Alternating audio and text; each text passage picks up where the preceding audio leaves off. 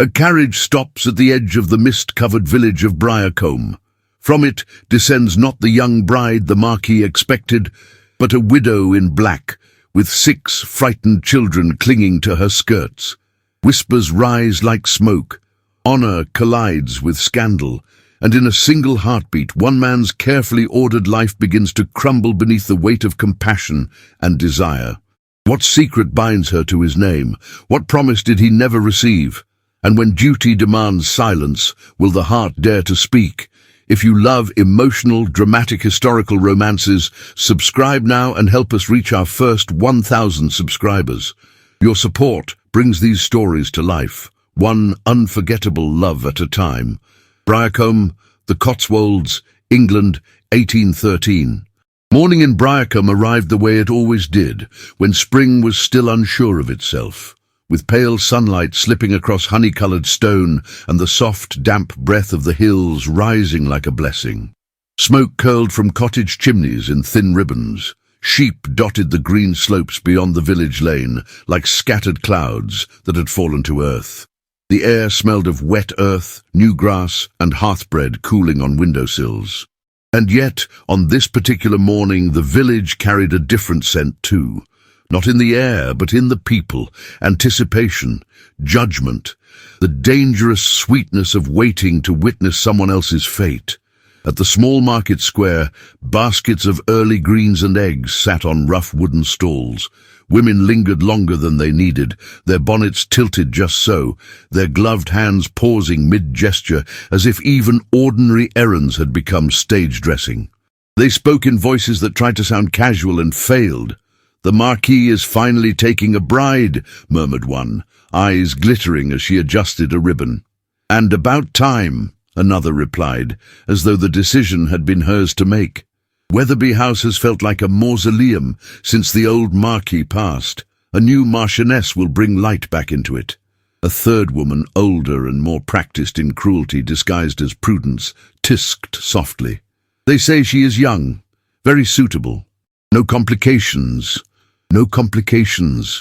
The words floated through the square like a prayer offered to comfort themselves. A suitable bride meant predictable dinners, respectable charities, a household restored to proper order. It meant the Marquis would once again belong to the village as a symbol of stability rather than a distant, grieving figure who passed on horseback and never lingered long enough to be known. Even the men, pretending indifference, slowed as they walked. Even the children sensed the electricity and clustered near corners, whispering with the reckless curiosity of youth. Up the hill, beyond the last cottages, the road curved toward Wetherby House, where the estate rose behind an iron gate and a line of old trees like silent sentries. Inside that gate, order was not a preference, it was a religion. Marquis Harold Wetherby stood in the front hall as though he had been carved there. The house around him held its breath.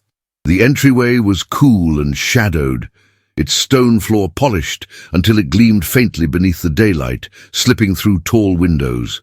A tall clock ticked with steady authority, counting seconds as though time itself belonged to Wetherby blood. The servants moved with careful quiet. They had learned long ago that the Marquis did not raise his voice. He wore a dark frock coat that fit him precisely, as if every seam had been designed to keep the world at a safe distance. His shirt collar was high, his cravat cleanly tied, his gloves immaculate. Everything about him suggested control. Only his eyes betrayed him. Steel grey, attentive, they flicked toward the window again and again, as if he could pull certainty from the road by sheer force of will. Mrs. Prudence Hargreaves, the housekeeper, stood a step behind him, a ring of keys hanging at her waist like proof of power. Her posture was upright, her expression measured into something resembling neutrality. "The guest wing has been prepared, my lord," she said. "As you instructed." Harold nodded once. "Thank you." A single sentence, a controlled tone, yet something in the set of his jaw suggested he was not merely waiting for a guest. He was bracing for change, because the bride was not coming out of love, she was coming out of agreement. Even that word tasted like iron in his mouth. Agreement, arrangement, obligation dressed in silk. He had said yes because he was tired of being haunted by his family's expectations, tired of being the subject of pitying looks and silent speculation, tired of the loneliness that wrapped around Wetherby House like winter frost. If marriage could restore order, he had been prepared to make the sacrifice. One bride, one vow, one life laid neatly into his. Then the sound came. Not yet close enough to be the carriage itself, but the distant rhythm of wheels on gravel, steady and unstoppable, like fate approaching with no concern for human readiness. Harold's gaze sharpened. "Open the doors," he said. The butler moved at once. The great doors swung wide, letting in a draught of cool air and the scent of the countryside. Daylight spilled across the stone floor in a pale, almost holy ribbon. A few minutes later, the carriage rolled into view through the gate. It was not the gleaming, elegant vehicle Harold had imagined. It bore the marks of long travel, mud along the wheels, dust clinging to the lower panels, the tired slump of horses that had been driven too far without mercy. The driver pulled the reins. The carriage halted. For a heartbeat, nothing happened. Then the door opened. Harold expected a young woman in a light-colored gown, perhaps with a shy smile, perhaps with a mother or chaperone peering out behind her. He expected a delicate hand reaching for assistance. What he saw instead made the air in his lungs stop. A woman stepped down first. She wore mourning black, the fabric matte and severe, a pelisse fitted close to her figure and buttoned high. Her bonnet was plain, its ribbon subdued, as though she had refused beauty out of respect for the dead. Her gloves were dark. Her reticule was modest. There was nothing flirtatious, nothing inviting. Yet she was undeniably striking. Not in the way of girls praised for softness, but in the way of women who had suffered and survived. Her face was oval with defined cheekbones, her mouth calm but firm, as if it had learned never to plead. A few strands of chestnut hair had escaped from a low knot at her nape, stirred by the wind. Her eyes were grey-green, clear and watchful, carrying a restraint that felt almost noble. She did not look around with awe. She looked around like someone measuring danger. Then, as if her presence alone were not enough to shatter the expected scene, movement followed her. A child's foot appeared on the step. Then another. 6 children descended from the carriage, one after the other, each carrying their own version of caution. The oldest, a girl with braided hair and freckles across her nose, stepped down with tense shoulders, as if she were already prepared to catch someone who might fall. A lanky boy followed, jaw set, eyes fierce. A smaller girl clutched a worn shawl tight around her. A 6-year-old boy hopped down like he wanted to pretend bravery, but his gaze flickered, uncertain. A little girl with wide grey-green eyes reached immediately for the woman's glove, fingers curling as if she feared being taken away. The youngest, barely more than a toddler, was lifted into the woman's arms, cheeks rosy from cold and travel, her small bonnet slightly crooked. The woman steadied them all without fuss, one hand on the toddler, the other on the little girl's shoulder, her body forming an instinctive barrier. It was not dramatic. It was natural, maternal, absolute. Harold stood at the top of the steps, frozen. Mrs. Hargreaves inhaled sharply behind him. He heard it like a crack in the house's disciplined silence. The woman lifted her chin and met Harold's gaze. No simpering, no curtsy performed for approval. Only a respectful inclination of the head, the kind given between equals when dignity mattered more than performance. "My lord," she said. Her voice was low, steady, with the faintest edge of exhaustion held carefully beneath politeness. "Marquis Wetherby." Harold heard his own reply as if it belonged to another man. "Mrs. Lillian Ashford." The name landed in his mind with weight. He had seen it in letters. He had signed papers that included it. But papers had not mentioned the children. Papers had not mentioned mourning. Mrs. Ashford, widow. Harold's gaze flicked involuntarily to the 6 children gathered at her side. They pressed close to her, as if the world might swallow them if they loosened their circle. The oldest girl looked straight at him, unblinking. The boy's hands curled into fists, ready for battle. Harold forced his expression into neutrality. If he showed shock, if he showed the human weakness of confusion, the house would seize it and turn it into scandal. He descended the steps. Up close he saw the faint wind-reddened tone on Lillian's cheeks, the small lines of fatigue near her eyes, the careful neatness of clothing that had been worn too often but mended with pride. He saw hands marked not by idleness, but by work. He saw a woman who had been made strong by necessity and hated that she had had to be. He stopped a respectful distance away. You were expected to arrive alone. Lillian did not flinch. I could not leave my children. But the simplicity of the statement made it feel like a truth too obvious to argue against. Harold felt irritation rise, not at her, but at the unseen hands that had orchestrated his life with half information. He drew a slow breath. This arrangement was made under specific assumptions. I was invited under specific promises, she replied, and her eyes held his without wavering. I did not invent those promises. I followed them. One of the children, the smallest girl clinging to her glove, tightened her grip.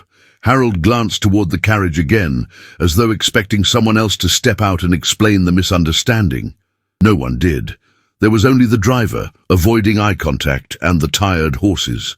He felt the gaze of his servants behind him, silent but sharp. The house watched, the walls listened. His voice lowered. If you require assistance, I can provide you with a generous settlement. A safe lodging elsewhere, transportation. You and your children will not suffer. Lillian's face changed, not into panic, not into pleading, but into something colder. Pride wounded cleanly. You would send us away, she said, as if naming it made it more real. Harold kept his tone controlled. I would ensure you are cared for. The lanky boy stepped forward before Lillian could speak. He was 10, but his anger made him seem older. His eyes burned with a protective fury that would have looked ridiculous on a child if it had not been so clearly born of pain. Do you always pay people to disappear? The boy demanded. The words struck the air like a slap. Harold felt his spine stiffen. His first instinct was offense. Who allowed a child to address him like that? Who taught him such bitterness? Then he saw the boy's trembling hands. He saw the way Lillian's jaw tightened, not because she was ashamed of the question, but because she had been forced to watch her child become sharp in order to survive. Harold's throat tightened unexpectedly. What is your name? He asked, because suddenly the boy was not a problem. He was a person. The boy hesitated. Lillian placed a hand on his shoulder, firm and calming. Thomas, she said softly. Thomas Ashford. Thomas's gaze did not soften. Harold nodded once, as though acknowledging an equal. Thomas. The boy blinked, as if he had expected anger and received something else entirely. Lillian's eyes flashed with surprise, quick, controlled, then returned to steadiness. Harold lifted his gaze to her again. Mrs. Ashford, whatever has occurred, it will be addressed, but Wetherby House is not prepared for children, she finished, quiet but unyielding. Harold's jaw tightened. For this. Lillian's breath was visible for an instant in the cool air.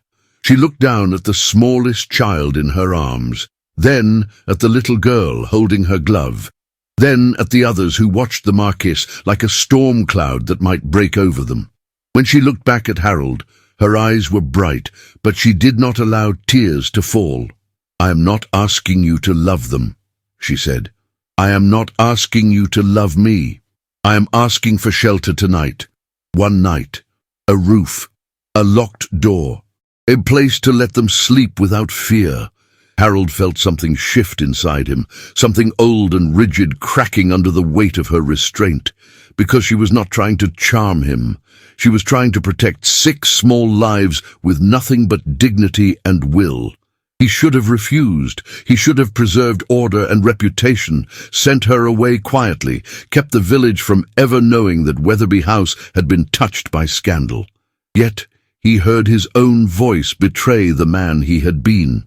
"One night," he said. Mrs. Hargreaves stiffened behind him. Lillian exhaled barely. Not relief, not gratitude, just the release of someone who had been holding her breath too long. Harold turned slightly, gesturing toward the open doors. "You will be lodged in the east wing. It is separate, quiet." Lillian's gaze flicked to the house as though it were both salvation and trap. "Thank you, my lord," she said, and the words were polite, careful, refusing to become a plea for more. As they moved forward, the children hesitated at the threshold. The grand entryway yawned before them like a different world. Polished stone, high ceilings, the smell of beeswax and wealth. The smallest one in Lillian's arms tucked her face into her mother's shoulder. The 4-year-old pressed closer to Lillian's side, eyes wide. Harold watched them enter his home like a tide he could not stop. Mrs. Hargreaves stepped forward, her keys clinking softly. "I will show you to your rooms," she said, voice crisp, the edges of judgment neatly ironed into propriety. Lillian nodded. "We will not be any trouble." Mrs. Hargreaves's mouth tightened, as if she did not believe in such a promise from a woman like this. Harold followed a pace behind, not because he needed to, but because he could not seem to stop himself. The children's footsteps sounded too loud on the stone, as though the house itself resented the proof of life. As they passed a tall mirror, Harold caught a brief reflection, himself in dark, perfect order, and beside him a widow in black with 6 children clustered like a shield around her. It looked impossible. It looked like scandal. It looked like something that might ruin him. And yet, as Lillian turned her head slightly, their eyes met again, just for a breath, just long enough for the tension to tighten between them like a ribbon pulled too taut.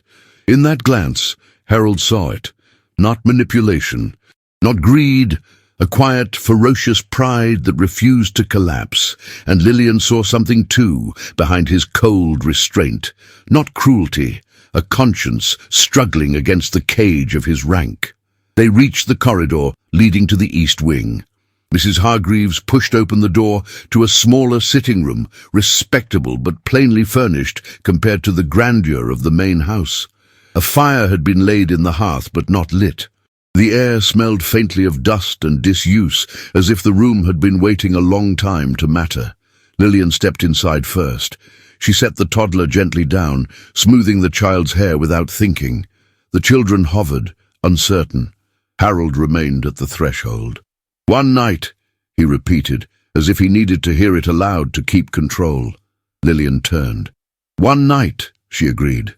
Her gaze held his, and for a brief moment the world narrowed to the space between them, the hush of the corridor, the soft crackle of potential firewood, the weight of 6 lives depending on a decision made by a man trained to feel nothing. Harold's voice dropped, quieter than he intended. "You truly believe you were meant to be here?" Lillian's answer was a whisper, but it struck deeper than any raised voice. "I believe someone wanted my children to have nowhere else to go." The implication hung there, dangerous and sharp. Harold's eyes darkened with something he did not name. Then, controlled again, he inclined his head. "Rest. You have had a long journey." Lillian's fingers tightened around her gloves. "So have you," she said softly, and the words were not an insult. They were an observation, as if she could see the loneliness stitched into his posture, the way she could see it in her own children's fear. Harold's breath caught, almost imperceptibly. He left before he did something foolish, before he reached for a comfort he had no right to offer, before he allowed tenderness to show on his face in front of his household. As he walked away down the corridor, he heard the door close behind him. Not a slam, just the soft click of a latch, yet it sounded to Harold like the closing of a chapter he had thought would be simple. Outside, beyond the walls of Wetherby House, Briarcombe still basked in spring light, still smelled of bread and grass and smoke. But within the estate something had shifted. The house was no longer quiet because it was empty.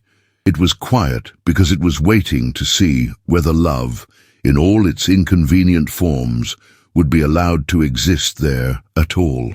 The first dawn after the Ashfords' arrival came shrouded in a mist that clung to the valleys like a secret refusing to lift. The sun had not yet decided if it wished to shine upon Briarcombe, and Wetherby House still carried the silence of surprise. Only the faintest traces of smoke rose from its chimneys, and within its stone walls, a widow and her 6 children were discovering what it meant to awaken inside a world that did not want them. Lillian Ashford stirred before the children. The east wing chamber was cold. The hearth had died during the night. Her breath came out pale in the half-light as she reached for the shawl folded at the foot of her bed and rose quietly so as not to wake them. The youngest, little Rose, slept in a nest of blankets beside her, her thumb still curled beneath her chin.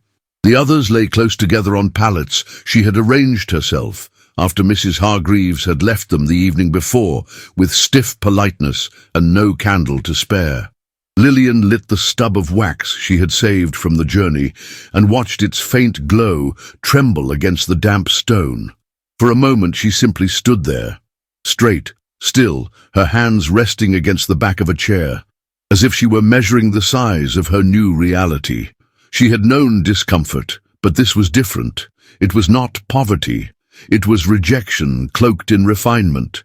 Every polished surface, every portrait on the walls seemed to say, "You do not belong here." She washed in cold water, braided her hair tightly, and helped the children dress. There was no breakfast waiting, so she gave them the last of the bread from their travel satchel and told them to be grateful for what they had. Nell, the eldest, obeyed without a word. Thomas muttered that the bread was stale. Beatrice whispered a prayer she had learned from her late father. Lillian smiled faintly, though her heart was heavy. By the time she stepped into the corridor, the house had come alive. Servants moved with the practiced silence of those who had long ago mastered invisibility in the presence of nobility. They did not speak to her. They watched her pass with curiosity barely veiled by obedience. Her gown, black bombazine, the fabric dull and lifeless as mourning required, whispered over the floor with each careful step. When she reached the main hall, the air smelled of bread and roasted coffee, and her stomach reminded her how long it had been since a proper meal. She hesitated at the threshold of the breakfast room, then stopped altogether when she saw him. Marquis Harold Wetherby sat at the far end of the long oak table, the morning paper in one hand, a cup of coffee in the other. Sunlight spilled through the high windows, touching the side of his face and catching in the lines of his jaw. His hair looked darker in the morning light, his eyes unreadable above the newspaper. He wore no jacket, only a crisp white shirt and a waistcoat the colour of storm clouds.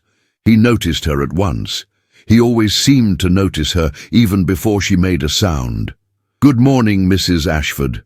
His voice was measured, the kind that could cut or soothe, depending on how it was used. Lillian inclined her head slightly. "Good morning, my lord." Her tone was polite, but there was no warmth in it. She knew better than to offer warmth where it was not welcome. Harold folded the newspaper carefully, setting it aside. "Did you and the children sleep? As well as travellers may when they no longer have to fear the road," she answered. "Thank you for the roof, my lord." It was gratitude without submission, and that distinction struck him more deeply than he expected. He gestured to the sideboard. "You may eat. The staff will provide what you need." Lillian's eyes flickered toward the doorway. Mrs.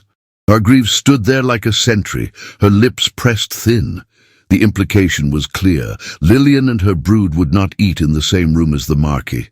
The world had rules, and propriety was their cruelest weapon. Lillian inclined her head again, calm as ever. "We will take our breakfast in the east wing, then." "As you wish." Harold's expression did not change, but something inside him tightened. When she turned to leave, her skirt brushed lightly against his chair. That single moment, the whisper of fabric, the faint scent of lavender soap, stayed with him far longer than it should have. Later that morning, Lillian ventured into the village with Nell and Thomas. The path down from Wetherby House wound through green fields and blooming hedgerows, deceptively beautiful. The children stared at the cottages clustered along the lane, at the thatched roofs, the curling smoke, the hens scratching near doorsteps. The market was already busy. Women sold eggs, butter, and early spring greens. Lillian adjusted her bonnet and walked with measured grace, her two eldest beside her. She kept her chin lifted, refusing to shrink beneath the weight of eyes turning toward her. The stares came first, then the whispers. That must be her. With all those children, a widow, they say, no family, arrived uninvited. The words slid across the cobblestones like knives disguised as gossip. At the bakery stall, the shopkeeper's wife gave her a smile that did not reach her eyes. We're nearly out of flour, madam. You'll find what's left at twice the price, I'm afraid. Lillian's voice remained calm. Then I'll take half. When the woman hesitated, Thomas stepped forward, chin lifted like a small soldier. We can pay, he said, pulling a coin from the pouch his mother had given him.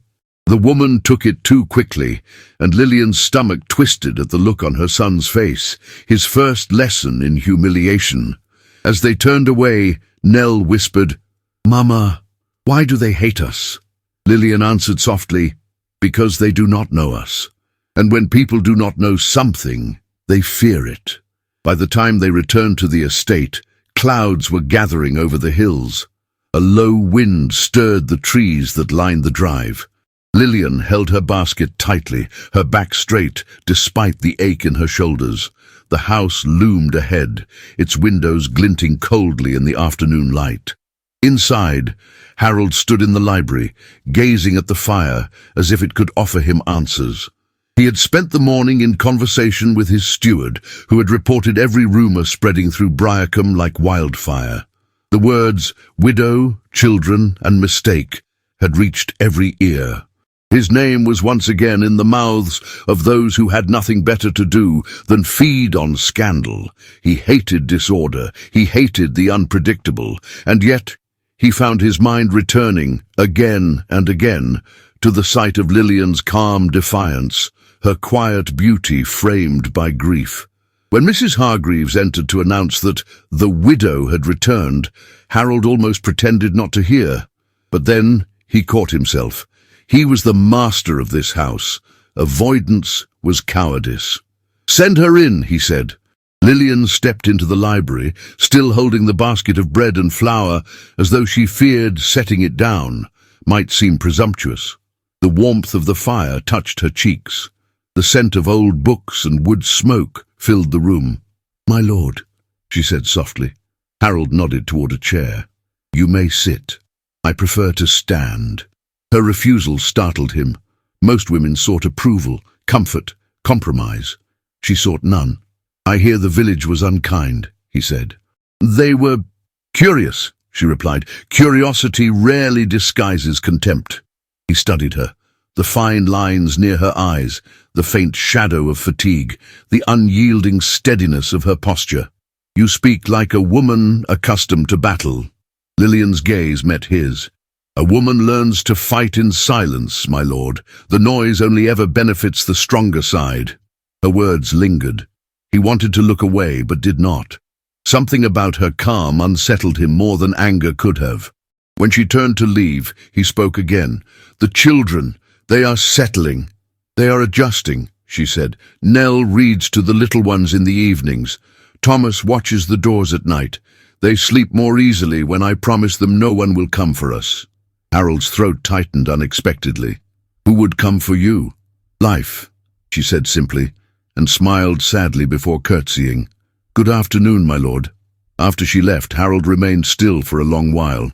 He realized he'd been gripping the edge of the desk, his knuckles white.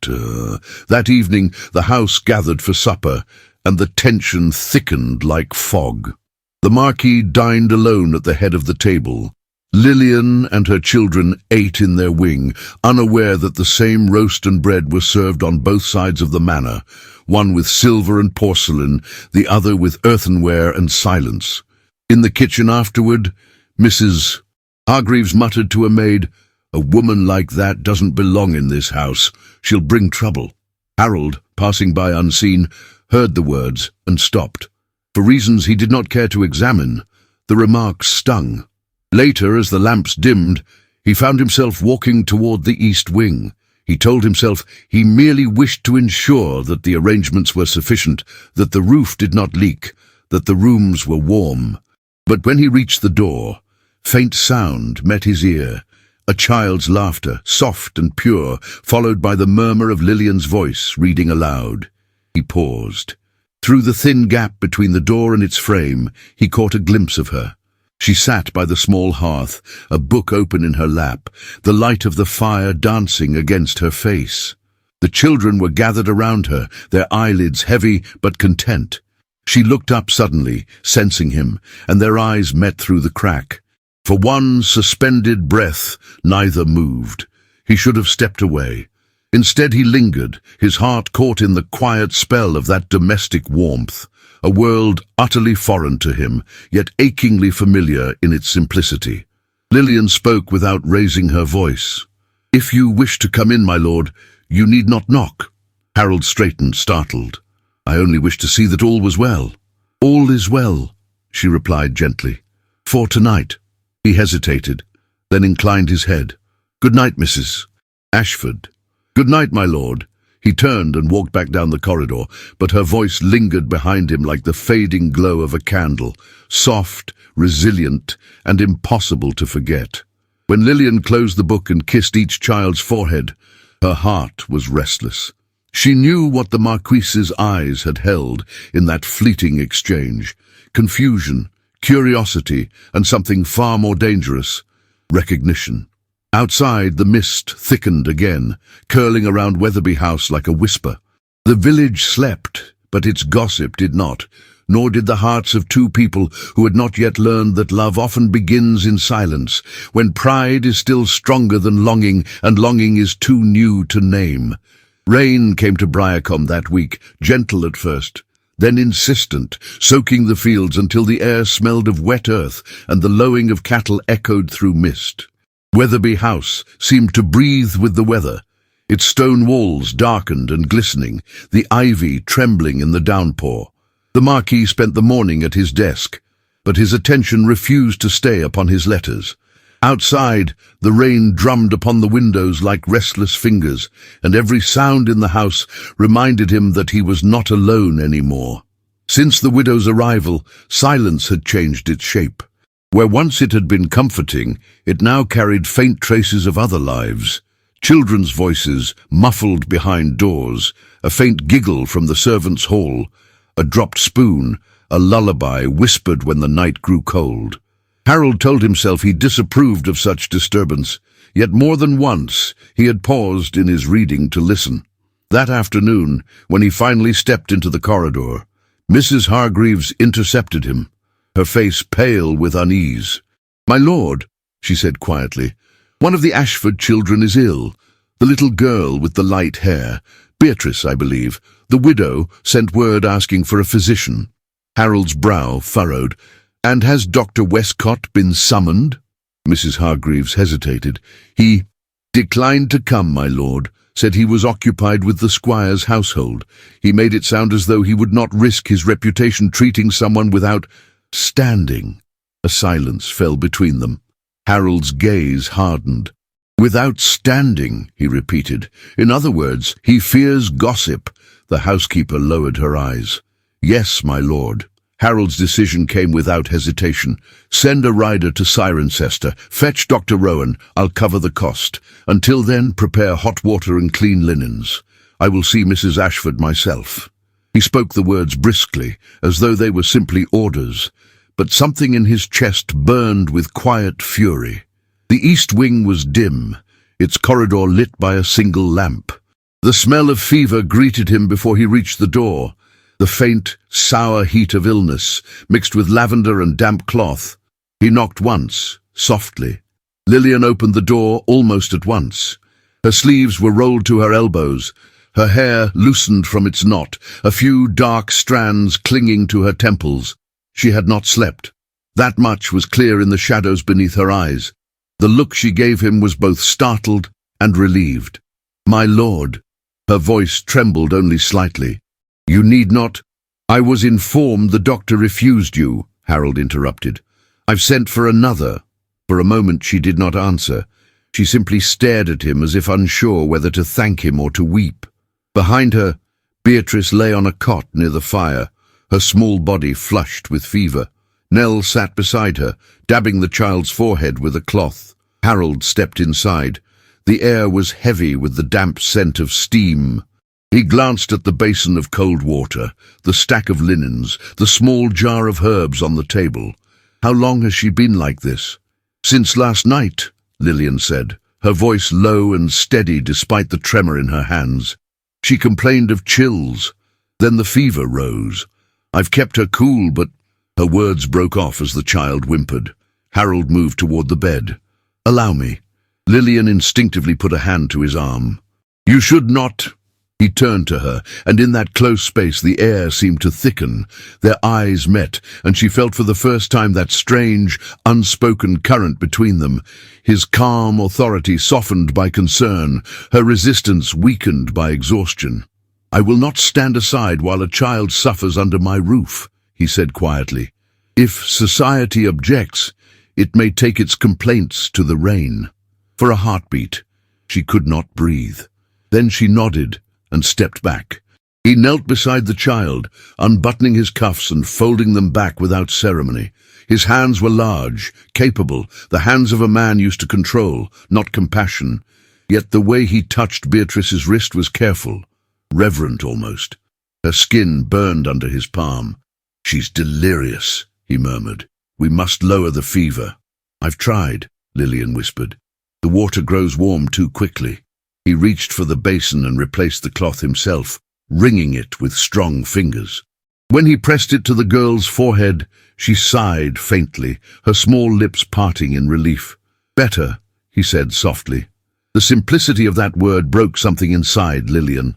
For hours she had fought alone, surrounded by silence and judgment, and now here he was, her unlikely ally, his immaculate shirt damp from the steam, his composure turned to something almost human. She sank onto the nearest chair, her body trembling with fatigue.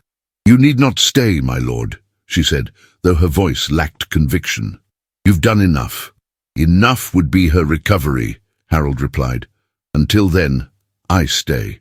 Time blurred after that. The rain beat harder against the windows, thunder murmured in the distance, and within the small chamber the world shrank to the rhythm of breath and the cooling cloths they traded back and forth. Nell fetched water and tried to keep Thomas from pacing the corridor like a sentinel. At one point Harold poured her a glass of water. She hesitated before taking it, her fingers brushing his as she did. The touch was brief, but sent a jolt through them both. "Thank you," she said softly. "You are weary," he replied. "I have been weary for years." Her lips curved in a sad smile, but not like this. He studied her in the firelight. Her face, though pale with strain, held a quiet grace. The damp curls framing her cheeks made her look younger, almost fragile, yet her eyes betrayed a strength that unsettled him. "You should rest," he said. "You'll collapse. And if I do, who will hold the world together for them?" she asked gently, glancing toward the sleeping children nearby. He could not answer. Her question echoed somewhere deep in him, where old loneliness lived. The child's breathing steadied near midnight. The fever had not broken entirely, but the flush on her cheeks had softened. Lillian exhaled a prayer she had not dared to form aloud. "She's stronger than she looks," Harold said quietly. "She's her father's daughter," Lillian replied. Then, as if realizing the intimacy of what she'd said, she lowered her gaze. "He died last winter." "I'm sorry," Harold murmured. "War?" "No," she said, her voice barely above a whisper. "Poverty." The single word carried more devastation than any battlefield. Harold looked away, unsure what to do with the ache that stirred in his chest. The fire flickered low. Lillian rose to add another log, and he stepped forward to help. Their hands met again on the hearth poker, her skin cool, his warm from the flames. The moment stretched, silent, dangerous. "You shouldn't concern yourself with us, my lord," she said finally, drawing her hand back. "The village already blames me for your kindness." "Let it," he replied, voice low but firm. "I will not shape my conduct around the cowardice of others." She turned to him then, eyes luminous in the dim light. "You speak as if you owe us something." "Perhaps I do," he said. "Perhaps I owe you more than I can name." The rain eased. In the fragile quiet that followed, Beatrice stirred and opened her eyes. Her small voice came hoarse but clear. "Mamma!" Lillian was beside her in an instant. "I'm here, darling." The child's gaze drifted to Harold. "Who's that?" Lillian smiled faintly. "A friend." Harold felt the words settle deep within him. A friend. It was a title he had not owned in years. By dawn, the fever had broken. Beatrice slept soundly, her forehead cool. Lillian stood beside the bed, watching the rise and fall of her daughter's chest as if it were the most precious sight in the world. Her shoulders sagged with relief. "You should sleep now," Harold said softly. She turned toward him, her eyes shining with exhaustion and gratitude. "You stayed all night." "It seemed necessary," she hesitated. "You have done more than necessary." He looked at her, the golden light of morning catching the faint sheen of tears on her lashes. "And you have done more than anyone should have to do alone." For a moment, they simply looked at one another. The house was silent except for the crackle of the fire and the slow, steady rhythm of the rain subsiding outside.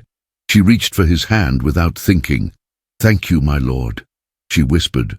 "Truly." Her fingers lingered, trembling slightly against his. He did not move away. The warmth between them was quiet but powerful, the kind of warmth that did not belong to gratitude alone.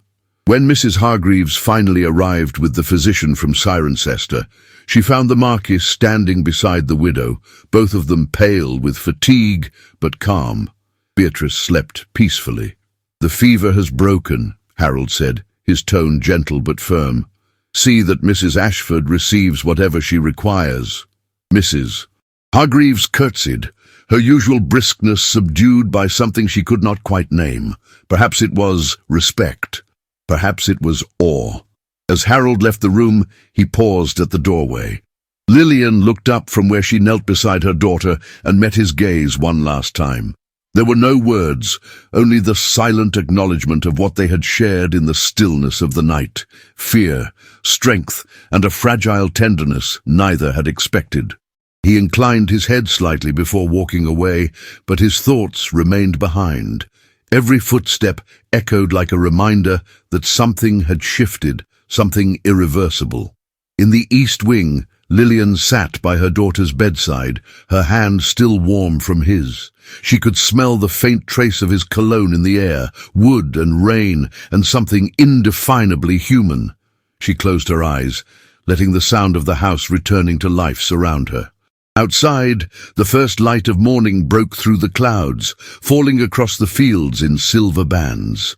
The rain had washed the world clean, but inside Lillian's heart, nothing felt settled. The Marquis's voice, low and steady, still lingered in her mind. She did not know what would come next. She only knew that his kindness had reached her where pride could not, and that the memory of his hands cooling her child's fever would never quite leave her. And somewhere, in another wing of the great house, Harold Wetherby stood at his window, watching the mist lift from the fields. He told himself it had been duty, nothing more, but the warmth that lingered in his chest betrayed him. It was not duty that had kept him at her side through the night. It was something far more dangerous, something that no title, no wealth, no decorum could erase. The rain had passed, leaving Briarcombe washed clean, but the air still smelled of earth and moss and something quieter. Renewal, perhaps. The hills glistened under a weak sun, and the morning light filtered through the old windows of Wetherby House, soft as forgiveness. Inside, the house had changed in subtle ways no one dared name. A new warmth lived in the corridors, a different rhythm to the silence, as though the stones themselves remembered the sound of laughter and refused to forget. Beatrice's recovery was slow but steady. By the third morning, she sat upright by the fire, a shawl around her small shoulders, her skin pale yet no longer fevered. Her siblings hovered near her like anxious birds, offering books, a doll, or their own chatter. Lillian moved between them with a grace born of exhaustion, her hair braided neatly again, her black dress pressed through, worn at the cuffs. She had learned to find peace in ordinary acts, the pouring of tea, the folding of linen, the brushing of a child's hair. Outside their door, someone had placed a basket. It was simple wicker, lined with clean cloth, and inside lay a round loaf of freshly baked bread, still warm, its crust golden and fragrant. Lillian paused upon seeing it, her hand resting on the handle. The scent filled the small sitting room, mingling with the faint perfume of lavender soap and the smoke from the hearth. Thomas peered over her shoulder. "Who left it?" Lillian hesitated. "I don't know." But she did. Only one person in this house would leave something good without demanding thanks. She turned the bread in her hands, her fingers trembling slightly. "Set the table," she said softly. "We'll eat while it's warm." Later, when the children were occupied, she stepped quietly into the corridor and walked toward the main staircase. Sunlight streamed through the tall windows, catching in her hair and the black folds of her dress. The house seemed almost too still. She passed portraits of Wetherby's long dead, men painted in the poses of authority, women in silks heavy with expectation. None of them looked kind, none of them looked like him. She found Harold in the conservatory. The glass room was filled with the scent of damp soil and greenery, and the morning light softened the edges of everything it touched. He stood beside the window, reading correspondence. When he heard her steps, he looked up immediately. "Mrs. Ashford." "My lord," she said, her voice calm but threaded with a quiet tension. "Did you leave the bread?" He hesitated, then inclined his head.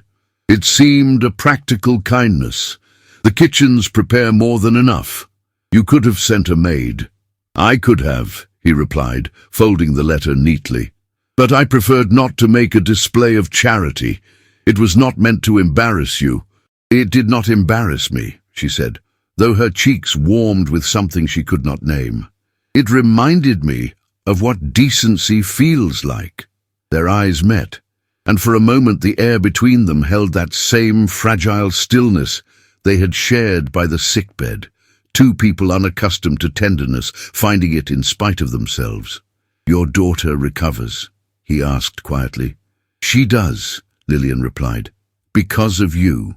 Because of your strength," he corrected. She looked down, the ghost of a smile trembling on her lips. "Perhaps both." A pause. Then she said, "You must forgive me if I speak plainly, my lord, but kindness from men of your standing usually carries a cost. Yet you asked nothing." Harold regarded her for a long moment. "Perhaps I do not know what to ask." That confession unsettled them both. Lillian's hands tightened on the folds of her skirt. "I will repay what I owe," she said firmly. "In sewing or mending or whatever service the household requires, I do not want my children to think survival means debt." "You owe nothing," he said, his voice low. "You have repaid everything already. In courage." The way he said it made her heart stumble. She turned away before he could see the tears threatening behind her composure. From the terrace, a faint gust of spring air drifted in, carrying the sound of distant church bells. The Marquis's gaze followed her as she stepped closer to the glass, her reflection framed by the green of the garden beyond. Her black gown looked almost silver in the sunlight. "Briarcombe will not forgive my presence easily," she said softly. "You should not be seen defending me." "I have no desire to please Briarcombe," Harold replied. "They mistake cruelty for morality. I have lived long enough among the righteous to know the difference." Lillian turned her head slightly, her voice barely more than a whisper. "You surprise me, my lord." "I surprise myself." The door opened suddenly, and Mrs. Hargreaves entered, carrying a tray of correspondence. Her eyes darted between them, suspicion masked as duty. "Forgive me, my lord. I did not mean to intrude." Harold took the letters without looking away from Lillian. "You never intrude, Mrs. Hargreaves, unless you intend to." The housekeeper flushed, bowed slightly, and left. When they were alone again, Lillian let out a soft breath. Your house is loyal, my lord. It is loyal to habit, he said, not to heart. Her gaze softened. Then perhaps it is time habit learns to follow heart. He stared at her, caught between astonishment and something deeper. No one had ever spoken to him that way, not without fear, not without wanting something in return. I am beginning to suspect, he murmured, that you were sent here to test me. She met his gaze squarely. And are you failing, my lord? He smiled faintly, a rare, quiet smile that transformed the severity of his face into warmth. I'm not sure which would be worse, failing or passing. Her laughter came before she could stop it, soft and genuine. It startled him as much as it startled her. It was the first time he had heard her laugh. For a moment, he forgot himself entirely. He forgot the difference between his world and hers, the invisible wall that should have kept them on opposite sides of decency. The sound of footsteps in the corridor brought them back to reality. Forgive me, she said quickly, lowering her gaze. I shouldn't have interrupted your morning. You didn't, he replied. You improved it. When she left, he stood there for a long while, staring at the space she had occupied, the faint trace of her scent lingering in the air, lavender and soap and something indefinably gentle. That evening, the village was restless again. Lillian had gone to the market with Thomas to buy fabric and candles. The whispers followed her like shadows. Women turned away. Some crossed to the opposite side of the street. Children pointed. By the time she returned, her composure was thinner than usual. She did not speak of it to the children. She simply set the purchases aside and busied herself with supper. But when she stepped out to fetch wood from the shed, Harold was there, standing in the fading light of dusk, coat unbuttoned, hands clasped behind his back. You walked to the village alone? He asked, his tone calm but edged with something sharper, concern disguised as reproach. With Thomas, she answered. I have lived among worse gossips than Briarcombe. Even so. She set the wood down, brushing her hands. You cannot protect me from every whisper, my lord, nor should you try. Their cruelty will not last forever. He looked at her, the wind stirring the dark curls that had loosened from her braid. I dislike watching injustice thrive on my land. It is not your burden, she said gently. It is while you live under my roof. For a moment, the setting sun painted the fields in gold and rose, and their faces were turned toward each other in that light. So still it seemed the world itself held its breath. Lillian's voice softened. You do not owe me righteousness, my lord. I will not have you pit the village against itself for my sake. I would not do it for your sake alone, he said, his gaze steady. I would do it because it is right. That silence again, full, charged, trembling with what neither dared to name. A door opened behind them, and Nell's voice broke the spell. Mamma, supper is ready. Lillian turned at once. Go on inside, darling. I'll come in a moment. When the child disappeared, Harold said quietly, They trust you utterly. They have no one else, Lillian replied, and I will never betray that trust. He nodded. Then perhaps I envy them. Her eyes widened slightly, the words stealing her breath. Before she could respond, he stepped back, offering a slight bow. Good evening, Mrs. Ashford. She curtsied, unable to look away from the faint smile that curved his mouth. Good evening, my lord. When he left, the air felt colder, emptier. That night, after the children had gone to bed, Lillian returned to the small table by the hearth to mend a tear in Thomas's sleeve. The house had gone quiet again, save for the ticking of the old clock. She worked by lamplight, but her thoughts refused to stay upon the needle. They wandered instead to the image of Harold, standing in the garden, the wind in his hair, his voice low and certain. Without meaning to, she smiled. Across the manor, Harold sat in his study, a glass of brandy untouched beside him. He stared at the ledger before him, but saw only her face, the way her eyes caught the light, the way her laughter had sounded like the first true note of spring. He tried to dismiss it as gratitude, as admiration for resilience, but the truth pressed harder than that. When Mrs. Hargreaves entered to bring him a letter, he was still staring at the fire. "Leave it there," he said absently. "Yes, my lord." She hesitated, then added, "There's been talk in the village again, about Mrs. Ashford." He looked up sharply. "Talk will fade." "Will it?" she asked carefully. "Forgive me, sir, but some matters do not fade. They grow." Harold's gaze was cool. "Then let them grow. I will answer for what happens under my roof." Mrs. Hargreaves bowed and left him to the fire and the silence. Outside, night thickened around Wetherby House, and the wind whispered through the trees. But inside, something stronger than rumor was beginning to take root, something that no gossip could name and no propriety could restrain. It was not yet love, not fully, but it was near enough to wound and near enough to heal. And when Lillian blew out her candle and lay down beside her sleeping children, she knew that the warmth she felt in her chest was not from the hearth alone.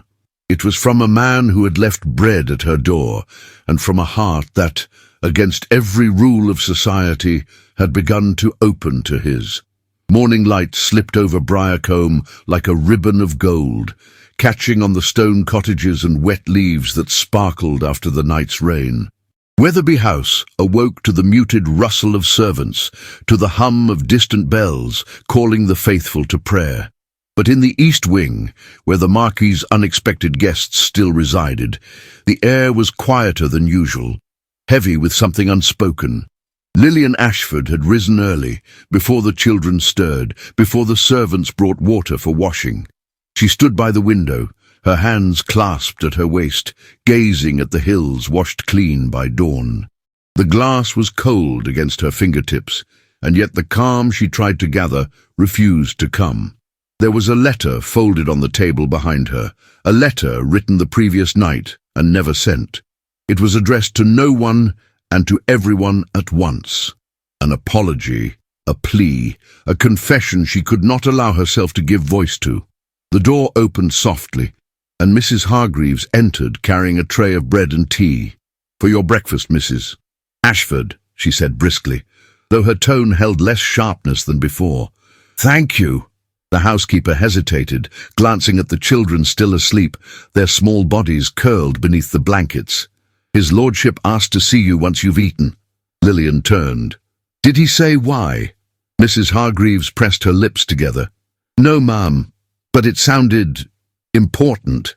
When she left, Lillian sat for a long while without moving. She took one sip of tea, then folded her shawl tightly around her shoulders and went to wake the children. Her movements were quiet, tender. By the time she stepped into the corridor, the morning had already deepened into that pale, honeyed brightness peculiar to English countryside mornings. She found Harold in the small study adjoining the library. The door was half open, and he stood near the fireplace, coatless, his shirt sleeves rolled to the elbows as though he had been pacing. A stack of papers lay on the desk, weighted by a silver inkstand. He turned as soon as she entered. "Mrs. Ashford, thank you for coming. You said it was urgent." "It is." He gestured to the chair opposite him. She remained standing. "You may sit," he said softly. "I prefer to stand, my lord." A faint smile crossed his lips, one that held no amusement, but a weary sort of admiration. "Of course you do." She folded her hands before her, waiting. "What is this about?" He looked down at the papers, then back at her. "Your situation here, our situation, has become complicated. The village is restless. They speak of impropriety, of dependence." "I expected as much," she said calmly. "Gossip is the poor man's inheritance." "But their talk carries weight," Harold replied, his voice tightening. "Not because it is true, but because I am who I am. My name gives their lies a kind of authority I cannot ignore." Her eyes flickered, but she did not look away. "And what do you propose, my lord?" He hesitated. "A formal arrangement, legal protection for you and the children while you remain at Wetherby House. Nothing improper, merely security. It would silence them." Her brow furrowed. "A contract." "Yes." He stepped closer, his tone low, deliberate. "A written understanding between us, ensuring your safety and the children's welfare, under my name. It would shield you from further cruelty." Lillian's pulse quickened, though her face betrayed nothing. "And what would such protection cost me?" He froze, stung by the quiet suspicion in her voice. "Nothing," he said. "You owe me nothing. I offer it freely." She shook her head slightly. "Nothing in this world is free, my lord, especially from men of standing. Forgive me, but I have learned that kindness is often a prelude to possession." His jaw tightened. "Do you truly think me capable of that? I think every man is capable of believing his will is benevolence," she said softly, "and every woman learns to tell the difference when it is too late." Her words hung in the air, heavy as smoke. He turned away, running a hand through his hair. "You make it difficult to do right by you." "Perhaps," she answered, "but only because I have been forced to survive without anyone's idea of what is right." He looked back at her then, and something in his eyes softened, the frustration melting into understanding. "I only wish to ensure that you and your children never want for safety again." "Safety is not always in the walls that shelter us," she murmured. "Sometimes it is in the truth we refuse to surrender." He studied her in silence, admiring her courage even as it infuriated him. "Then tell me what truth you hold that I do not already see." Lillian met his gaze, steady as steel. "That I will never again belong to anyone's mercy." The moment stretched between them, taut and trembling. The firelight threw amber across her face, catching in the strands of hair that had escaped her braid. She looked fragile and indomitable all at once. He took a slow breath. "Then the agreement shall have your conditions, not mine." She blinked. "My conditions?" "Yes, name them. I will sign." Lillian hesitated. The rain that had threatened all morning began to patter softly against the windows. "I ask for only one thing, my lord, that no matter what is said of me or of them, you will never speak of us as obligation." His voice deepened, low and certain. "Never." She looked at him for a long moment, as if testing the weight of his sincerity. "Then I will accept your protection, under that promise." He inclined his head, his relief palpable, though he hid it behind the formality of motion. "It is settled." But the stillness that followed was not relief. It was something else, something dangerously close to longing. The fire crackled softly. The sound of rain thickened. He found himself watching her hands as she reached to touch the edge of the papers, the delicate line of her wrist revealed by her sleeve. His own pulse faltered, an involuntary betrayal of his control. "You are trembling," he said quietly. "It's the cold." He stepped closer, too close, his voice gentler than before. "It isn't cold here." Lillian froze. His nearness stole the breath from her lungs. She could feel the warmth of him, the faint scent of soap and smoke. For an instant, neither spoke. The silence was not empty. It was alive with everything they could not yet say. "Why are you doing this?" she asked finally. "Truly?" He hesitated, then spoke with disarming honesty.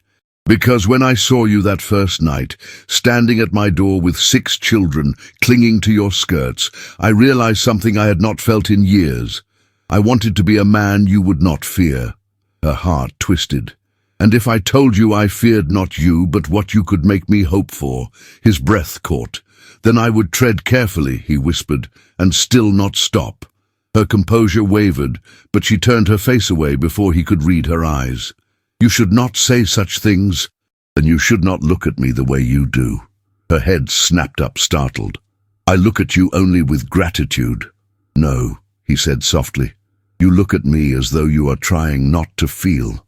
The fire flared between them, its light flickering against the polished wood and their unguarded faces.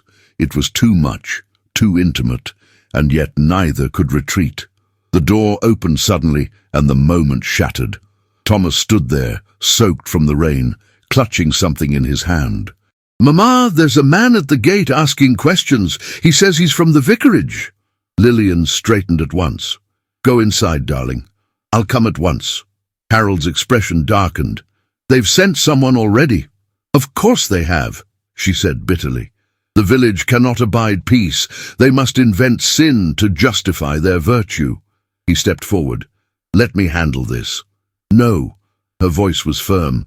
If I let you fight every battle for me, they will call me helpless. And I will not be helpless again. He looked at her, torn between admiration and anger. You will not go alone. Their eyes locked. An unspoken truce forged in pride and affection neither dared confess aloud. Outside, the rain intensified, drumming against the windows like restless fingers. Lillian gathered her shawl and moved toward the door. I thank you for the offer, my lord, but this is mine to face. Then I will stand near enough that you may call for me, he said quietly. She hesitated, then nodded. Near enough, she echoed. When she was gone, Harold remained where she had left him, his fists clenched at his sides. The storm outside mirrored the one within him. He told himself he admired her resolve, that his protectiveness was duty, not desire. But the memory of her voice, the tremor when she said hope, refused to fade. In the courtyard below, Lillian stood beneath the grey sky, the rain flattening her dark hair against her temples. The vicar's clerk waited at the gate, hat dripping, eyes filled with false politeness. Mrs. Ashford, he said, there have been concerns. The village believes it unseemly, a woman of your circumstance, living under Lord Wetherby's roof. Lillian met his gaze, her voice calm. And what does the village know of circumstance, sir? He blinked. They speak only for what is proper. What is proper, she said evenly, is not always what is kind. Tell your vicar that. Behind her, Harold appeared in the doorway. He said nothing, but his presence was enough. The clerk's face paled, his rehearsed scolding faltering under the Marquis's silent authority. When the man retreated, Harold walked toward Lillian through the rain. She turned to him, drenched and defiant, her shawl clinging to her shoulders. You disobeyed me, he said, his voice low. I defended myself. And you did it beautifully. For a moment, they simply stood there, rain dripping from his hair, her lips trembling from cold and pride. Come inside, he said softly. You'll take ill. Not while I have battles to fight, she murmured. He smiled faintly, unable to look away from her. Then God help Briarcombe if you ever run out of them. As they stepped back into the warmth of the house, their shoulders brushed, a fleeting contact, but enough to set both their hearts racing. And though neither spoke of the contract again that night, both knew it had changed something far greater than paper ever could. It had bound not only their names, but their fates, written not in ink, but in rain, silence, and the unspoken promise that had already begun to live between them. Spring arrived shyly in Briarcombe, as if unsure whether the village deserved its beauty. The fields turned green again, the lambs bleated from the hills, and the air was heavy with the scent of rain and new blossoms. Wetherby House, too, seemed to soften with the season. Its grey walls bathed in pale sunlight, its windows flung open to the tender warmth of April. And yet, despite the gentle transformation of the world outside, the house itself remained a place of restless quiet. Servants whispered of the Marquis and his mysterious guest. Letters came and went, bearing the wax seals of noble households. And in the east wing, where Lillian and her children lived, time passed in a fragile peace that felt borrowed. It was on one such morning, while the scent of roses drifted faintly through the open window, that Mrs. Hargreaves entered Lillian's chamber with an air of solemn purpose. Mrs. Ashford, she said, holding a folded note as though it were a weapon, his lordship requests your attendance in the drawing-room at 4 this afternoon. There will be company. Company, Lillian repeated, pausing with a brush in her hand. Guests from the village, a gathering for the spring fete. The Marquis thought it proper that you attend. Lillian turned to her, disbelief flickering across her face. Proper? For whom? For everyone, I imagine, the housekeeper replied stiffly. It seems his lordship wishes to quiet certain tongues. The brush slipped from Lillian's fingers. She bent to pick it up, her heart beating faster. "And you agree with this decision?" Mrs. Hargreaves hesitated. "I agree that people fear what they do not see. Perhaps if they see you." She trailed off, unwilling to complete the sentence. Lillian smiled faintly, though her expression did not reach her eyes. "Then I shall go. Not for them, but for him." When 4 o'clock came, she stood at the top of the grand staircase, wearing the only gown she owned that was not mourning black. It was a deep, grey-blue muslin with a modest square neckline and long sleeves trimmed with narrow lace. She had washed and mended it herself. Its fabric bore the quiet dignity of a woman who knew how to make beauty from scarcity. Her hair, brushed to a soft sheen, was gathered low at her nape, and a single loose curl framed her cheek. Harold waited below. He had not seen her dressed in colour before, and for a moment the sight robbed him of words. There was no jewellery at her throat, no embellishment beyond the simplicity of her grace. And yet, as she descended, he felt something in his chest tighten with a dangerous mixture of admiration and guilt. "You look—" He caught himself before saying too much. "You look well, Mrs. Ashford." "Thank you, my lord," she replied, her tone polite but distant. "Shall we begin?" He offered his arm, and she hesitated only a fraction of a second before placing her gloved hand upon it. The contact was light, yet enough to send an unspoken current between them. The drawing-room had been arranged with delicate precision.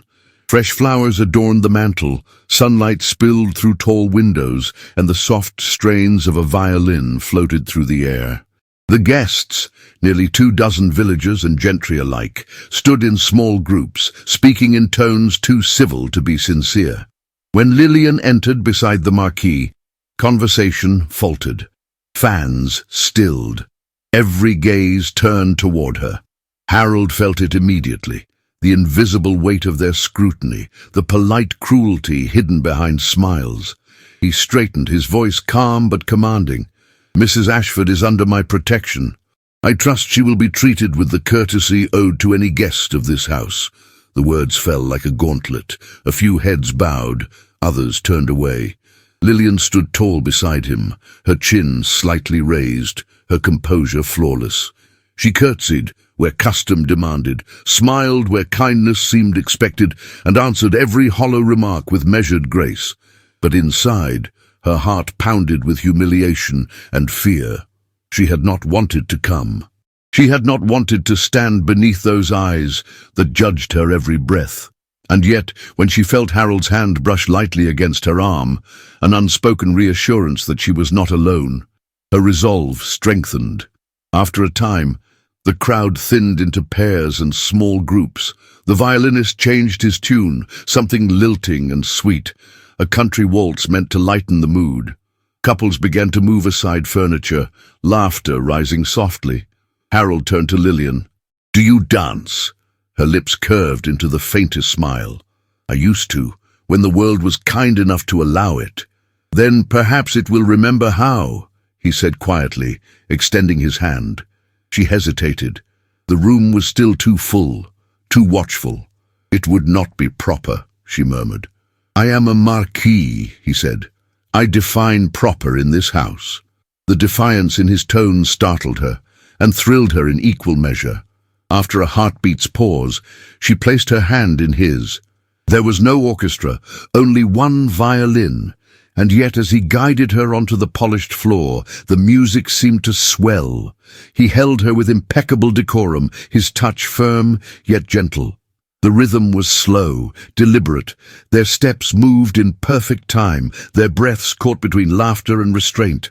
For the first time in years, Lillian felt weightless. She did not notice the whispers at the edges of the room or the disapproving glances.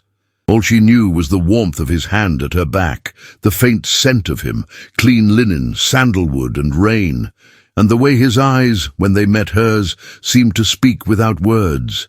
"You make it difficult to maintain indifference," he murmured. She caught her breath. "Is indifference something you often try to maintain?" "It has been my only armor," he said, "until you arrived." The words were too intimate, too dangerous. She looked away, but his gaze followed her, unrelenting. "Do not speak so, my lord," she whispered. "People are watching." "Then let them," he said, his voice a quiet defiance. "For once, let truth be seen instead of rumor." The music slowed, the final notes fading like a sigh. When the last chord lingered in the air, he bowed and released her hand. Applause followed, half-hearted, uncertain. Lillian curtsied, her cheeks flushed. "You have given them more gossip than they can swallow for a week," she said softly. "Then let them choke," he replied under his breath. Before she could respond, a voice cut through the murmurs, a woman's voice, sharp with cruelty disguised as grace. "A charming display, my lord, truly touching. One might almost believe it love."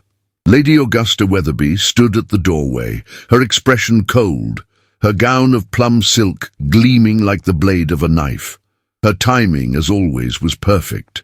Harold's shoulders stiffened. "Aunt," he said evenly, "you were not expected." "Clearly," she said, her gaze sweeping over Lillian. "Though perhaps I should have been. It seems the household has grown more inclusive." The room fell silent. Even the servants froze. Lillian met the older woman's eyes without bowing her head. "Good afternoon, Lady Wetherby."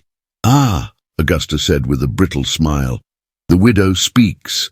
Tell me, do you find it comfortable here, playing at propriety while the Marquis risks his reputation for your sake?"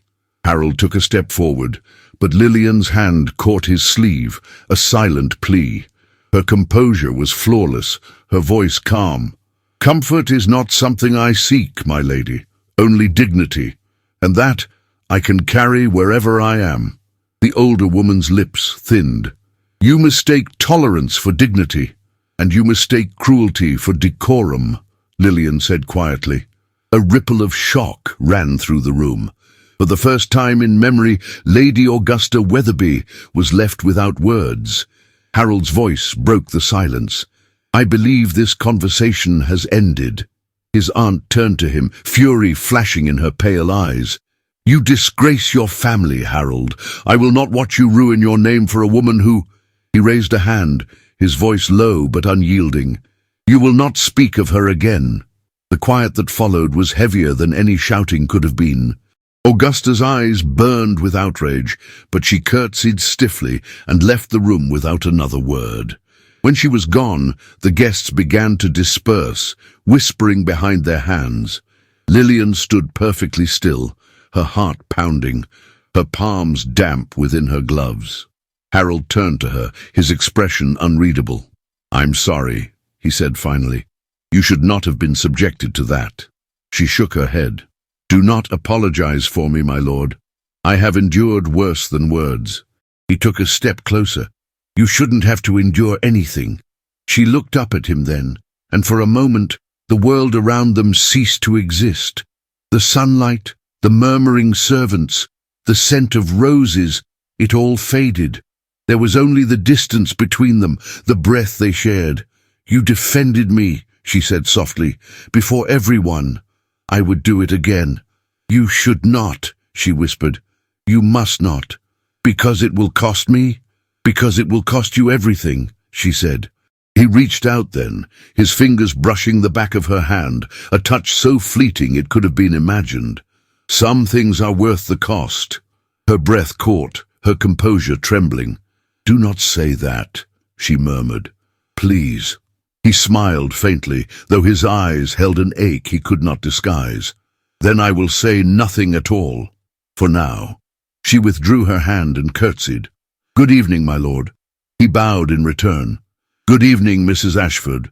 But when she left the drawing-room, her heart was beating so fiercely she thought it might give her away.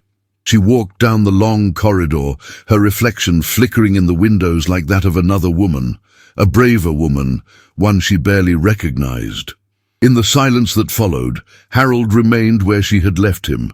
The scent of her lingered in the air, lavender, rain, and something fragile yet unbreakable. He turned toward the window, his reflection pale against the fading afternoon light, and realized that for the first time in his life He had danced, not to fill the silence, but to feel it. And though no music played any more, he could still hear her heartbeat in the echo of every step. The day after the fete dawned grey and uncertain, the kind of morning when the world seemed suspended between calm and storm. Mist clung to the hills of Briarcombe like a veil, softening the edges of everything it touched. Within Wetherby House, the servants moved with subdued voices, aware that the events of the previous afternoon still echoed through every corridor. Lillian woke with a heaviness in her chest she could not name. The laughter of her children filled the east wing as it always did, gentle, bright, but even their joy could not shake the shadow that lingered after Lady Augusta's cruel interruption. The village would talk, she knew. They would weave their stories with new threads of scandal and pride. But what unsettled her most was not their gossip. It was the memory of Harold's voice as he had defended her before them all, his calm defiance cloaked in elegance and fury. She rose quietly, so as not to wake the youngest, and drew back the curtains. The sky beyond was pale and heavy with unshed rain. The garden below shimmered with dew. Its roses bowed under the weight of moisture, their petals trembling in the wind. It was beautiful in its sadness, and something about it reminded her of herself. By mid-morning, she had busied herself with ordinary things, mending Thomas's torn sleeve, helping Nell arrange the lessons for the younger ones, instructing the maid on the laundering of their modest linens. But no task could steady the flutter in her stomach that came whenever she thought of him. It was almost noon when a quiet knock sounded at the door. Mrs. Hargreaves stood there, her expression composed but less severe than usual. "His lordship requests to see you, Mrs. Ashford," she said. "In the south garden. He said the air might do you both good." Lillian hesitated. "Both?" The housekeeper inclined her head. "It seems he feels conversation is due." Her pulse quickened. "Very well." She changed into her walking gown, a deep grey one with a narrow white collar, and tied her shawl firmly around her shoulders. Her bonnet she left behind. The day was too still for such formality. As she stepped into the garden, the world seemed to hush. The south garden stretched beyond the terrace, framed by stone walls half covered in ivy. It was not the grandest part of the estate, but the most human, where wildflowers grew between neat hedges, where the Marquis himself was often seen tending the roses his mother had once planted.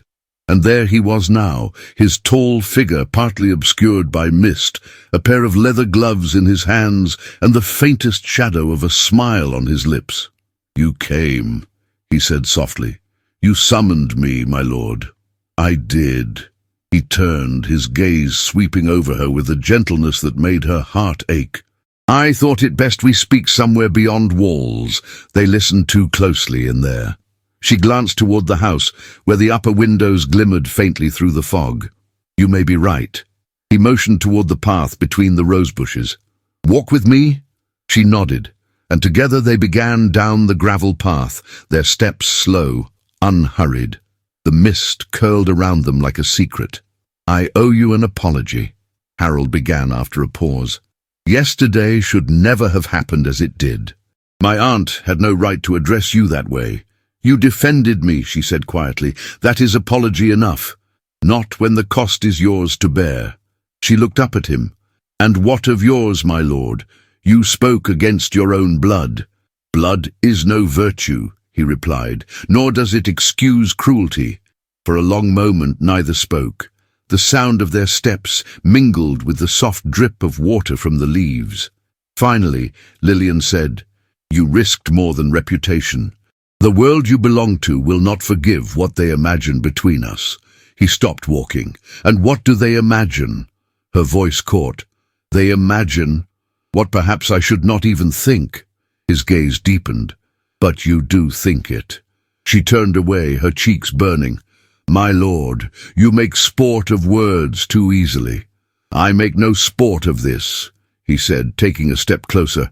"If I speak plainly, it is because I find that I can no longer speak falsely to you." The rain began then, soft, steady, as though the sky itself had grown impatient with restraint. It fell upon the garden in silver threads, gathering on her lashes and darkening his hair. Neither moved. Lillian stood very still, her shawl beginning to dampen, her hands trembling. "We should go inside." "Let it rain," Harold murmured. "The world looks cleaner when it's washed."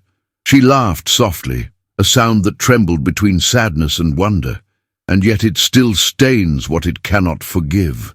"Let them stain," he said. "I will not live by their measure of decency." "Decency is all that protects me," she whispered.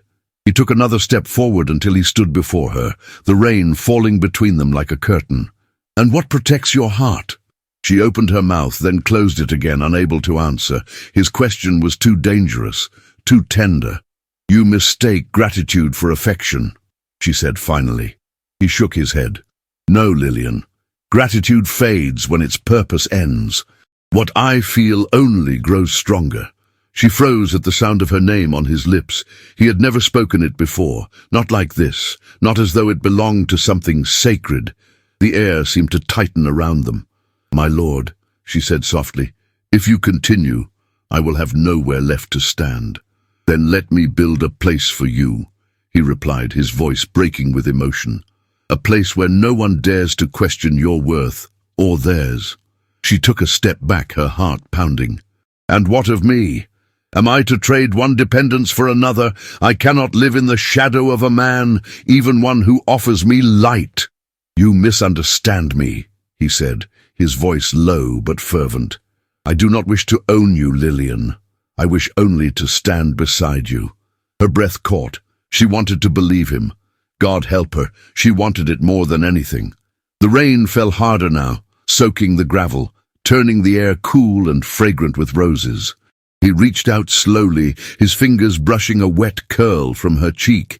It was a simple gesture, chaste and fleeting, but it shattered every defense she had built. "Don't," she whispered. "Why?" "Because if you touch me again, I won't know how to forget it."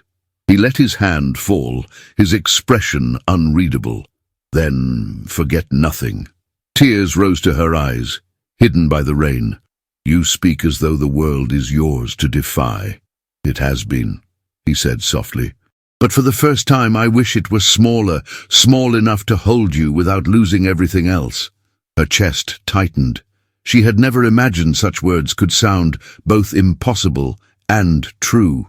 "Do you know what they call you in the village now?" she asked suddenly. "I can imagine. They call you the widow's Marquis." He smiled faintly. "Then let them.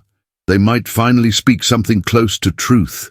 Her lips parted in disbelief, in fear, in longing. "You should not say that." "And yet I did," he said, his eyes steady on hers.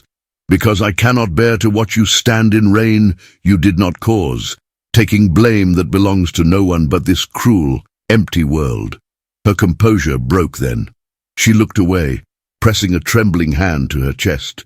"You don't understand," she said. "A woman in my place cannot love. Not openly, not safely. The world would destroy her, and her children with her." He took a step closer. "Then let the world come for me first." Lillian shook her head, tears mingling with rain. "You think you are strong enough to fight it, my lord, but this is not a battle of strength. It is of endurance, and I have endured enough." His jaw clenched. "Then I will endure with you." Her eyes lifted to his, filled with pain and something that might have been love if it dared a name. "You would lose everything." He smiled faintly. Perhaps everything was only waiting to be lost. A thunderclap broke overhead, rolling across the hills like the echo of a forbidden vow. She flinched, and instinctively he reached for her hand. This time she did not pull away, their fingers intertwined, rain-soaked, trembling, defiant. They stood that way for a moment that felt eternal, the storm raging around them while the garden held its breath. And when she finally spoke, her voice was no more than a whisper. "My lord, please, let me go before I forget who I am." He looked at her, his eyes full of everything she feared and everything she longed for. "Then remember who I see when I look at you," he said. "Not a widow, not a burden. A woman who taught me what it means to live." She drew her hand away slowly, her heart breaking at the tenderness in his voice. "You make it sound so simple," she said. "Nothing about this is simple," he replied. "That is why it feels real." The rain began to ease, the thunder fading into distant murmurs. The air was thick with silence and the scent of wet roses. Lillian turned without another word and began to walk toward the house, her gown heavy, her steps unsteady. Harold watched her go, every part of him aching with what he could not say. When she disappeared through the garden gate, he looked up at the sky, his face streaked with rain and grief. In the distance, the first rays of sunlight broke through the clouds, catching on the petals of the roses she had passed. They gleamed like jewels, fragile, fleeting, and all the more beautiful for their impermanence, and though neither of them would speak of it again that day, both knew that something irrevocable had been set in motion. The Marquis and the widow had crossed the line between gratitude and love, and no amount of silence or storm would ever wash it away. The rain of that afternoon had left Briarcombe hushed beneath a veil of silver mist. The air was thick with the scent of damp earth and wild thyme, and every blade of grass glittered with drops that refused to fall. Inside Wetherby House, candles flickered behind tall windows, their golden light softening the gloom. But in the Marquis's study, where the fire burned low and the storm's echo still lingered, silence carried the weight of something unspoken. Harold stood near the hearth, his coat discarded over a chair, his hands clasped behind his back. He had not seen Lillian since the moment she'd walked away in the rain. The memory of her eyes, bright with sorrow, yet fierce with resolve, haunted him more than he cared to admit. Every word she had spoken replayed in his mind. "You mistake gratitude for affection. I cannot love safely." He had faced parliamentarians, soldiers, and scandalous rumour, but nothing unnerved him like that quiet truth spoken by her trembling lips. When the door opened, he turned sharply. It was Mrs. Hargreaves, her posture stiff, her expression tinged with the unease of a messenger who brings both duty and temptation. "Forgive me, my lord," she said, "but Mrs. Ashford sent word. The children are unwell. She asks for permission to fetch water from the lower lake for her remedies. The well near the east wing has gone muddy with the rain." Harold frowned. "She need not fetch it herself. I'll send the servants." "She refused," the housekeeper admitted, almost apologetically. "She said the night air might calm her." Harold hesitated. He should have left it at that. But something in his chest, pride, concern, or something far less rational, pushed him to speak. "Have a lantern prepared. I'll accompany her." Minutes later, he stepped into the misted evening. The rain had ceased, but the ground was soft beneath his boots, and the air clung damply to his skin. Down the sloping path, near the edge of the woods, a small light glimmered through the fog. Lillian's lantern. She was standing by the lakeshore, the hem of her dark dress trailing in the wet grass, her shawl drawn close around her. The reflection of the lantern trembled in the black water, surrounded by the faint shimmer of stars breaking through the clouds. "You should not be out here alone," Harold said as he approached. She turned, startled, but not afraid. "Nor should you, my lord. This is hardly a place for a gentleman after dark." "I've never been much of a gentleman," he said quietly. "And I could not let you wander through the mist without escort." Her lips curved faintly. "You've come to guard me from frogs and night air, then?" "From loneliness," he said. The words hung between them, tender and dangerous. Lillian looked away, pretending to adjust the lantern. "The lake water is cleaner than the wells near the stables. I thought it might help soothe their fevers." He crouched beside her, taking the bucket from her hands before she could protest. "Allow me." "You needn't." "I insist," he interrupted, dipping the bucket into the still surface of the lake. The water rippled outward, catching the lantern's light like liquid glass. "There, fresh, cold, and undeserving of your effort." "You treat me as if I were fragile," she murmured. "You mistake care for condescension."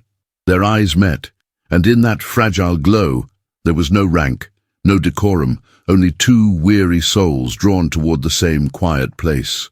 The mist thickened around them, muffling the world into silence.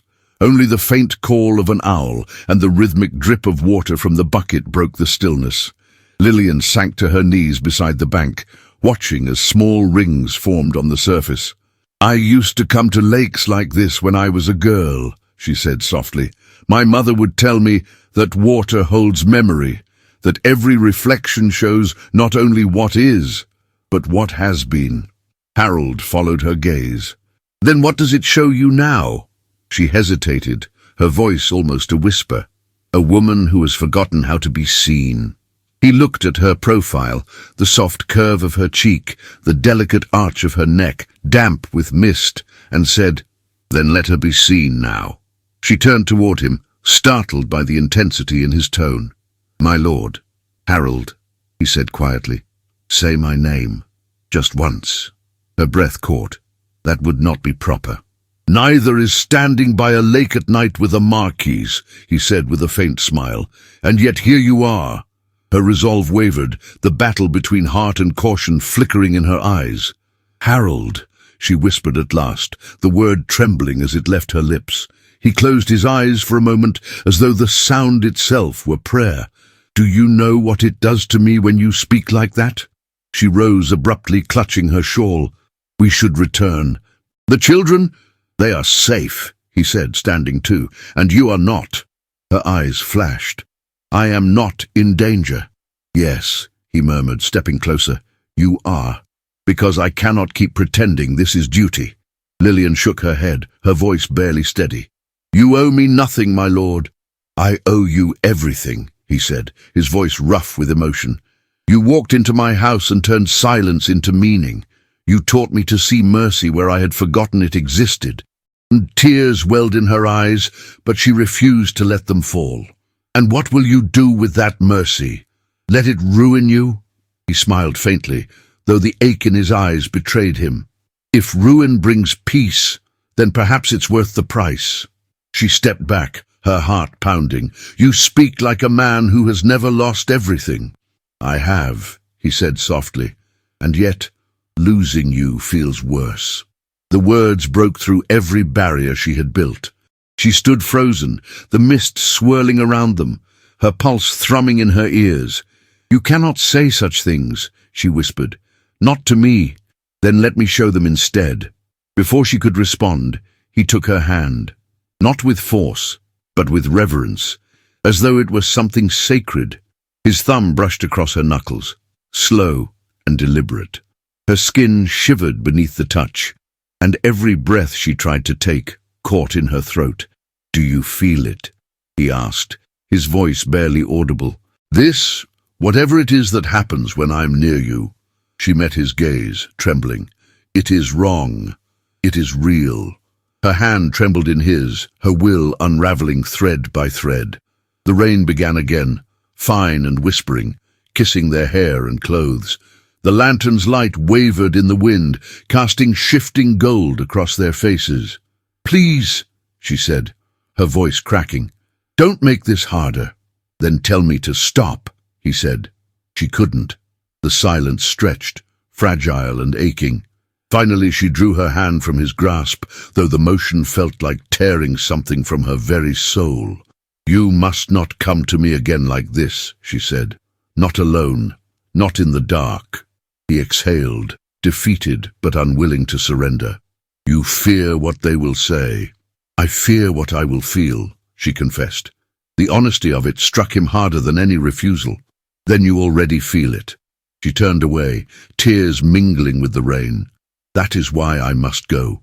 He took a step forward, stopping himself only when he saw her shoulders tremble. "Lillian, good night, my lord," she said, her voice breaking. He watched her walk up the path, the lantern light swaying in her hand like a small, brave star against the darkness. The mist swallowed her figure slowly until she was gone, leaving only the soft ripples on the water where her reflection had been. For a long time, Harold remained by the lake, his chest heavy with everything he could not speak. The rain thickened, drumming against the earth, but he did not move. He felt the emptiness beside him like a wound. When at last he turned toward the house, the lantern she had carried still flickered faintly on the path, forgotten in her haste to escape. He knelt and picked it up, its glass warm from her hand. The flame trembled, alive yet fragile, much like the love he could neither extinguish nor name. He carried it back with him, shielding it from the rain. In the silent corridors of Wetherby House, the tiny light cast his shadow long and restless across the walls. In the east wing, Lillian stood by her window, watching the storm, her hands pressed to the glass. She saw his distant silhouette moving through the mist, lantern in hand, and her heart ached with the cruel, impossible beauty of it all.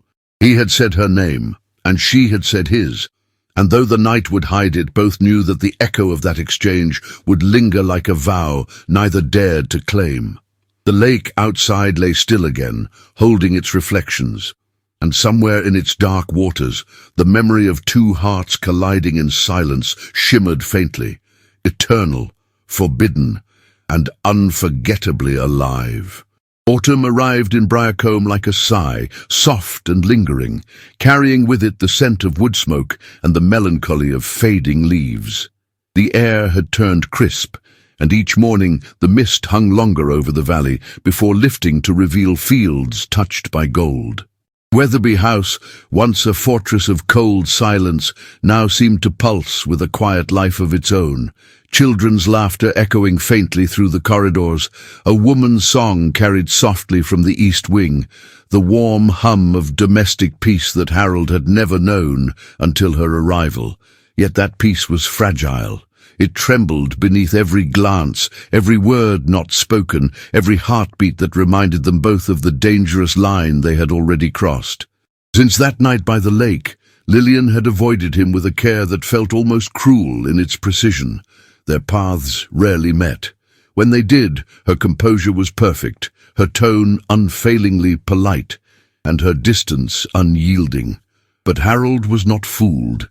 He saw the truth in the tremor of her hand when their fingers brushed over a book she returned to the library, in the hesitation that lingered in her gaze before she looked away.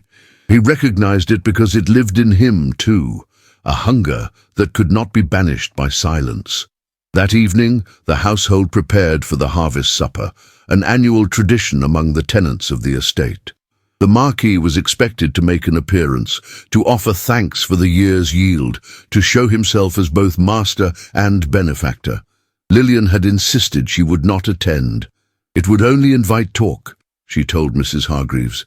But when the older woman fell ill with a chill that kept her abed, Lillian found herself drawn into the task of overseeing the preparations, as though some invisible force had willed her back into his orbit. The great hall was alive with warmth and light. Candles burned in iron sconces, their flames reflecting on polished oak. Long tables had been set with simple but abundant fare, roasted meats, fresh loaves, jugs of cider. The villagers entered shyly at first, their laughter tentative, their glances darting toward the far end of the room where the Marquis would soon take his seat. Lillian moved quietly among them, ensuring that every place was laid, every jug filled. Her gown was of soft dove-grey wool, modest and practical, yet there was an elegance to her movements that no finery could surpass. Her hair was coiled at the nape of her neck, a few tendrils escaping to brush her cheeks. She looked to Harold's eyes like a woman who belonged entirely to the light, though the world had done its best to convince her otherwise. When he entered, conversation faltered. His presence carried its own gravity, yet it was different now. There was less distance in his manner, less of the marble coldness that had once shielded him. He greeted his tenants with warmth, his voice calm and low, his eyes always too keen, finding hers across the room almost immediately. She felt the weight of that gaze before she saw it. Her breath caught. She turned away, but the heat that rose in her cheeks betrayed her. The evening unfolded in laughter and conversation, though beneath it all ran the quiet pulse of tension neither could escape. When the meal ended and the guests began to drift toward the outer doors, Harold excused himself from the company and crossed the hall to where Lillian was extinguishing candles along the wall. "You shouldn't be doing that," he said softly. "Let the servants finish." She did not look at him. "They've worked enough for one night." He took the snuffer from her hand, his fingers brushing hers in the process. "So have you." The touch was brief, but it lingered like a brand. She stepped back, folding her hands before her. "You shouldn't."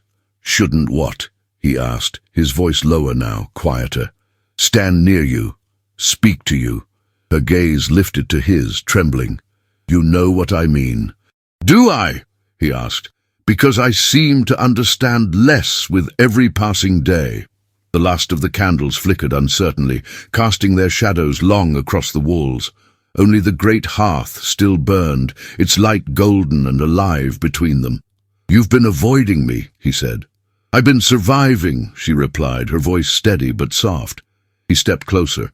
"And what have I been doing?" She hesitated. "Playing with fire." "Then why do you stay so near the flame?" Her composure cracked, if only for a heartbeat. "Because the cold is worse." The honesty of it struck him like a physical blow. He closed the distance between them, his breath unsteady. "Lillian." "Please, my lord," she whispered. "You mustn't." He stopped, but not entirely. The air between them was charged, heavy with everything they could not name. "I've tried," he said quietly.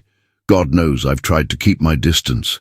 But there is not a single corner of this house where your voice doesn't live. You've changed everything, every sound, every silence."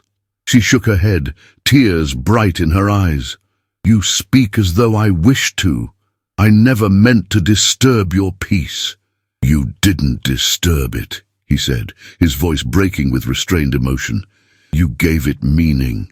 Her breath trembled. "And what would you have me do with such words? They cannot feed my children, nor protect them." "More perhaps not," he admitted, "but they might protect my soul." He reached for her hand, and this time she did not pull away. His touch was warm, reverent, his thumb tracing the faint lines of her palm as though memorizing them. "Do you know what I see when I look at you?" he asked. She tried to speak, but no sound came. "I see the life I might have lived had I been braver," he continued. "The man I might have been had I known love could look like this, quiet, steadfast, and utterly undoing." Her tears fell freely then, but she did not turn away. "You cannot speak to me this way. It will ruin us both." "Then let it ruin me," he said. The words fell like a confession, stripped of all pretense. She drew a sharp breath, stepping back, but he followed, not with command, but with quiet desperation. "I love you, Lillian," he said, his voice low but steady. "I love you as I have never loved anyone, without pride, without reason, without defense." The fire crackled, sending sparks upward. The world outside seemed to fade until only the two of them remained, suspended in that fragile, perilous stillness. "Say nothing," he added, seeing the fear rise in her eyes. "You owe me no reply. I only needed the truth to live somewhere beyond my heart." But she spoke anyway. "You think love is salvation. It isn't. It's hunger, and hunger cannot be hidden forever." He looked at her, his expression torn between anguish and awe. "Then I will starve gladly if it means I may keep the sight of you." Her hands trembled as she reached up, almost against her will, and brushed her fingertips along his cheek. "You make it impossible to hate you," she whispered. "And you make it impossible to breathe," he answered. The silence that followed was full of everything that could never be spoken. The firelight painted her face in gold and shadow, and in that glow she seemed almost unreal, like something dreamt, not lived. Finally she drew her hand away. "You cannot love me," she said softly, "not in the way the world allows." He smiled sadly. "Then I will love you in the way it forbids." She closed her eyes, tears glistening on her lashes. "You will destroy yourself." "Perhaps," he said, "but you will have been my undoing with kindness, not cruelty. There are worse fates." When she opened her eyes again, he saw the war in them, the pull of duty, the ache of longing. "You must stop," she whispered. "If I let myself believe you—" He took a step back, giving her the distance she could not take herself. "Then don't believe my words," he said gently. believe the silence that follows them. And then, without another word, he turned and left her standing there, the fire's glow trembling across the empty hall. She sank into the nearest chair, pressing her hands to her face. The scent of him lingered in the air, mingling with the smoke and wax. Her heart ached with the cruel clarity of what had just happened. He had spoken what she had spent months trying to silence, and now the truth lived between them, burning brighter than any candle. Outside, the wind rose, sweeping through the fields, carrying with it the first fallen leaves of the season. Inside Wetherby House, a single candle flickered on the mantel, its flame wavering but unextinguished.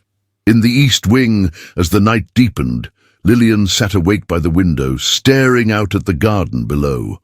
Somewhere beyond the trees, she saw a light moving slowly through the mist. Harold's lantern, steady and unwavering, making its way toward the stables. He was walking, not pacing, calm, not restless, but she knew with the certainty that only love brings that his calm was not peace. It was surrender.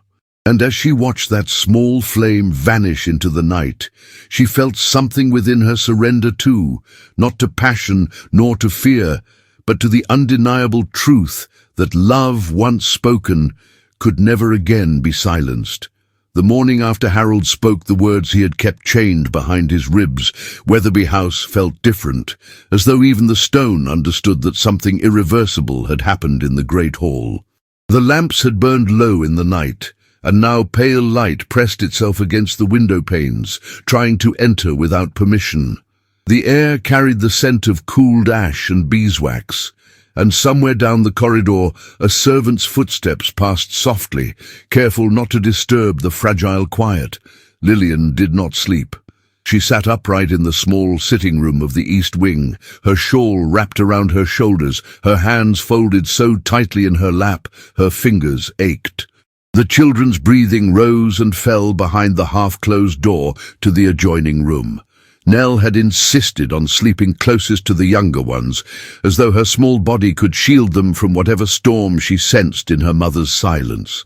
In the darkness just before dawn, Lillian had stood by the window and watched the garden below, remembering how Harold's voice sounded when he said, "I love you, Lillian." Not as a declaration meant to win, but as a confession meant to bleed.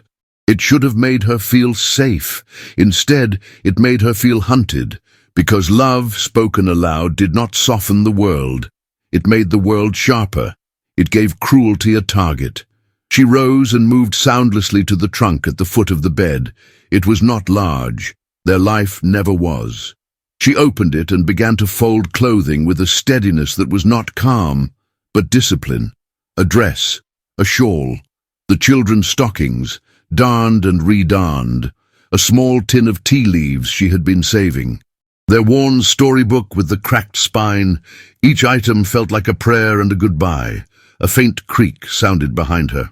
Thomas stood in the doorway barefoot, his hair tousled, his eyes too old for his face. "Are we leaving?" he whispered. Lillian's hands stopped. She forced her voice into gentleness. "Go back to bed, love." He took one step forward, stubborn and aching. "You're packing." "I'm putting things in order," she said softly. "For what?"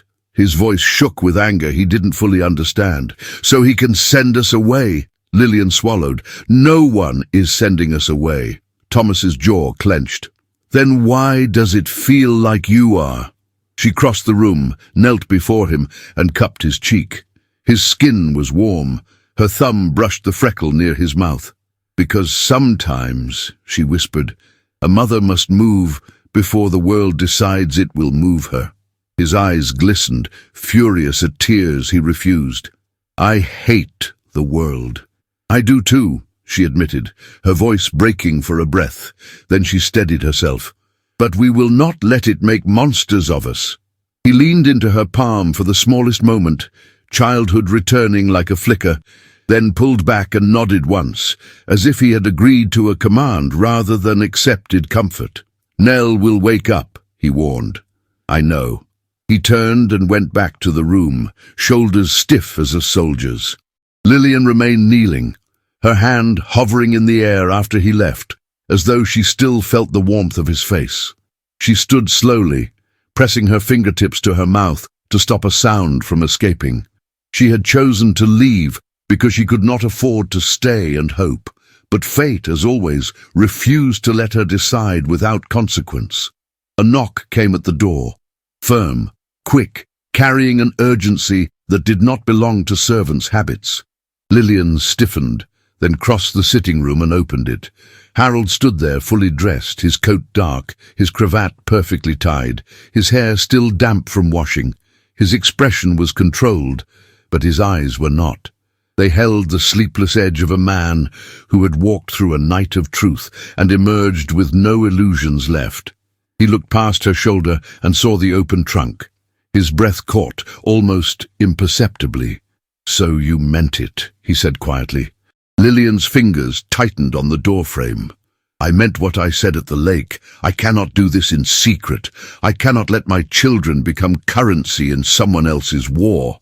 Harold took one step closer, lowering his voice as though walls might learn to gossip. "It isn't secret anymore." Her chin lifted. "Then it's worse." His jaw flexed. "You should have come to me before you began packing." "I did come to you," she whispered, pain sharpening her words. "All the way. And you came to me too. That's the problem." For a moment, neither moved. The air between them felt like a held breath. Then Harold said, "My aunt has sent a solicitor." Lillian's stomach dropped. "For what?" "For your children," he answered, each word measured, deadly calm. "She intends to argue you are dependent, unstable, unfit, whatever poison she must pour to make the village drink.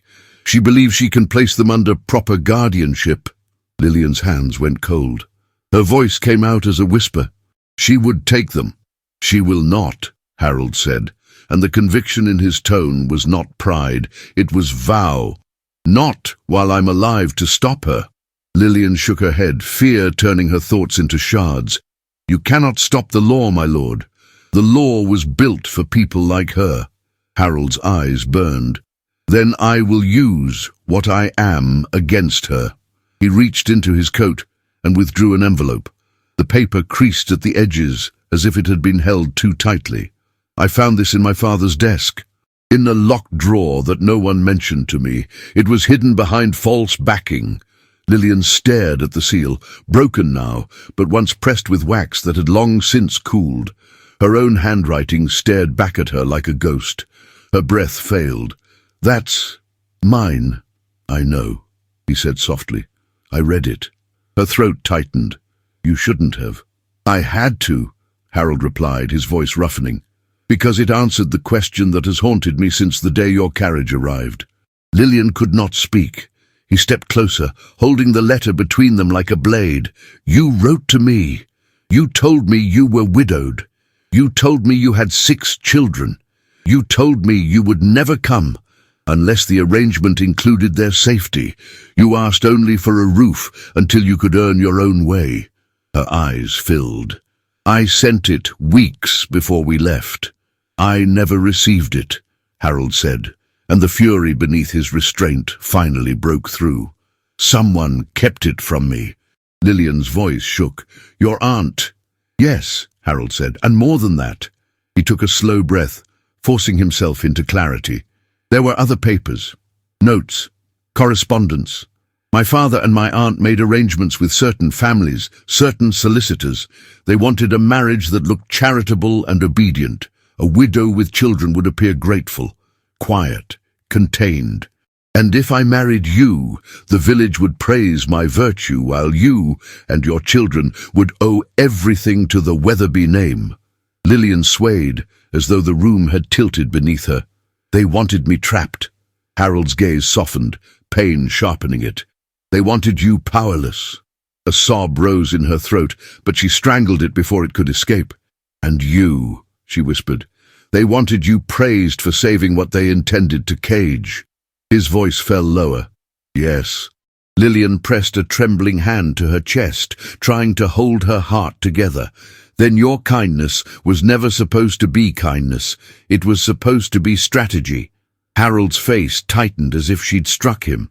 My kindness was mine, he said fiercely. Whatever they planned, I did not. Whatever they hid from me, I did not consent to, and I will not allow it to touch you. She stared at him through tears. You cannot undo what your name can do to me. I can, he said, and then, with a quietness that felt like kneeling, he added, if you let me do it the right way. Lillian's voice broke. There is no right way. There is, Harold insisted. It will be difficult. It will be public. It will be scandalous in the eyes of people who deserve no authority over us, but it will be lawful. It will be binding, and it will be yours to accept or refuse. Her hands trembled. What are you planning? Harold held her gaze, and the honesty in his eyes almost undid her. I am planning to make your children untouchable. A sharp knock sounded from the corridor beyond, louder, more aggressive than any servants. Voices followed, a man's crisp and officious, and another silk-wrapped and cold. Lady Augusta had come into the house like a blade drawn from a sheath. Harold's expression darkened. She's here. Lillian's breath hitched. Then we have no time. We have exactly enough, Harold said. He moved past her into the corridor, and Lillian, despite every instinct screaming to run, followed. In the front hall, Lady Augusta stood near the great doors, dressed as if for court rather than a village manor. Gloved, jewelled, her posture rigid with entitlement. Beside her was a thin man with a leather case and papers tucked beneath his arm. Harold? Augusta said, as though speaking to a disobedient child. You're allowing this farce to continue. Harold's voice was calm, terrifyingly so. State your purpose. The solicitor cleared his throat. My lord, Lady Augusta brings concerns regarding the welfare of the Ashford children. The village observes nothing but its own hunger for spectacle, Harold cut in. Augusta's eyes flicked to Lillian with elegant contempt. A widow, living under your roof without proper standing, children raised in uncertainty. It is unsuitable. They should be placed somewhere stable. Lillian stepped forward, her hands trembling but her spine unbroken. They are stable with me. Augusta's smile sharpened. With a mother who has no income, no husband, no family name to protect them. Harold's gaze turned to his aunt like winter. They have my protection. Augusta's eyes narrowed. Protection is not guardianship. It will be, Harold said. Silence fell like a dropped curtain. Lillian turned toward him, panic and hope colliding in her chest. Harold! He looked at her, and in his eyes she saw it. Not impulse, but decision made in fire. Then Harold turned to the solicitor. You will return to your employer and inform him that the Ashford children are under my legal guardianship as wards of this estate. Their maintenance and education will be secured by trust, funded immediately, with terms that cannot be altered by Lady Augusta Wetherby or any other relation. The solicitor blinked. My lord, that is a significant declaration. Such papers are being prepared, Harold said, by my own man, not hers. Augusta's composure faltered for the first time. You cannot simply declare? I can, Harold interrupted, voice low and lethal, and I will. Her lips thinned. The village will turn against you. Harold's eyes did not flicker. Then let them turn. I have stood alone before. I will not tremble now. Augusta's gaze snapped to Lillian again, rage barely contained. Do you think he will keep you when the novelty fades, when the children become inconvenient, when society closes its doors? Lillian flinched, because the fear was real. Harold stepped between them, not dramatically, but definitively, like a door closing. You will not speak to her again. Augusta's voice rose, sharp. You will ruin the title. I would rather ruin a title than ruin a woman's life, Harold said, each syllable quiet and absolute. Leave. The hall held its breath. Augusta looked at the servants, watching from the edges, saw the curiosity and shock, and realized she had lost the room. Her pride stiffened. She turned and swept out, the solicitor scrambling to follow. When the doors closed, The sound echoed through the hall like a judgment. Lillian stood trembling, her palms damp, her heart pounding so hard she thought it might betray her. "You just declared war," she whispered. Harold turned to her, and the tenderness in his face contrasted painfully with the steel in his posture. "No," he said, "I just ended one." But the world, of course, demanded its spectacle. By afternoon the village square had filled.